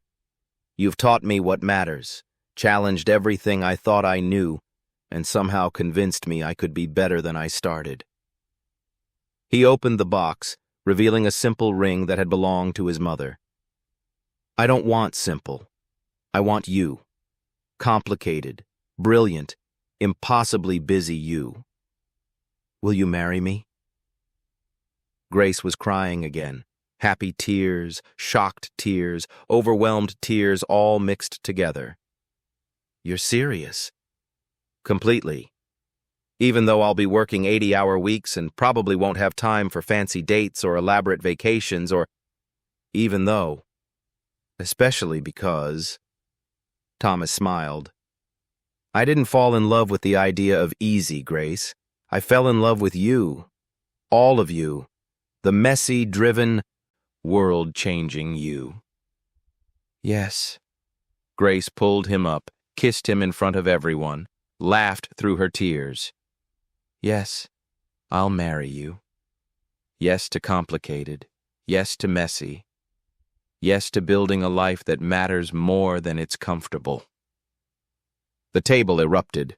Richard cheering despite his oxygen tank, Dr. Martinez wiping away tears, Marcus raising a glass to toast the most unexpected love story he'd ever witnessed. Thomas held Grace close, feeling like his life had finally aligned with his values, like success meant something real instead of just something profitable. "I love you," he whispered against her hair. "I love you too." Grace pulled back to look at him. "Thank you for becoming someone worth loving. Thank you for teaching me how." 6 months later, On a warm spring day, Thomas and Grace were married in the garden of the mansion, the place where everything had changed, where Richard had almost died, where Grace had proven herself a hero long before anyone recognized her as one. Richard officiated, his voice strong despite his failing health, speaking about love that transforms and family that's built rather than born into. The clinic staff filled the seats, medical school classmates, patients Grace had helped, people whose lives had been touched by her refusal to quit. When Grace walked down the aisle, radiant in a simple dress, her smile brighter than any decoration, Thomas felt his eyes burn with tears he didn't bother hiding. She reached him, took his hands, and they made promises that meant more than contracts or agreements or business deals ever could: to love each other through complexity, to support each other's dreams even when they conflicted, to build a life focused on healing others and healing themselves, to choose each other every day, deliberately, despite how much easier it would be to choose comfort instead. They kissed as husband and wife, surrounded by people who'd witnessed their transformation from employer-employee to partners to family. And in that moment, Thomas realized what his mother had known all along: that real wealth wasn't money or property or status. Real wealth was this: people who chose you, purpose that fulfilled you, love that challenged you to become more than you thought you could be. Grace had been right all along. She hadn't needed saving, but somehow, in teaching him that lesson, she'd saved him anyway. 5 years after the wedding, the Riverside Community Health Center had expanded into 3 locations, serving over 10,000 patients annually. The Grace Adeniyi Foundation had funded 62 medical students committed to community care. Dr. Grace Adeniyi Grant had completed her surgical residency and was teaching at the same medical school that had once expelled her, training a new generation of doctors who understood that medicine was about people, not protocols. Thomas had transformed Grant Properties into Grant Community Development, a company focused on affordable housing, community centers, and projects that built up neighborhoods instead of displacing them. He'd made less money and slept better than he ever had. Richard lived to see his first grandchild, a daughter Grace and Thomas named Hope, in honor of the second chances they'd both been given. On the day Hope was born, as Thomas held his daughter for the first time while Grace recovered from surgery, he thought about that afternoon 3 years ago when he'd walked into his living room and misunderstood everything. He'd thought he'd found Grace doing something wrong. Instead, he'd found her doing something miraculous. Saving his father, yes, but also planting seeds that would grow into something neither of them could have predicted. A clinic, a foundation, a family, a life that mattered. All because Grace had been brave enough to break rules that needed breaking.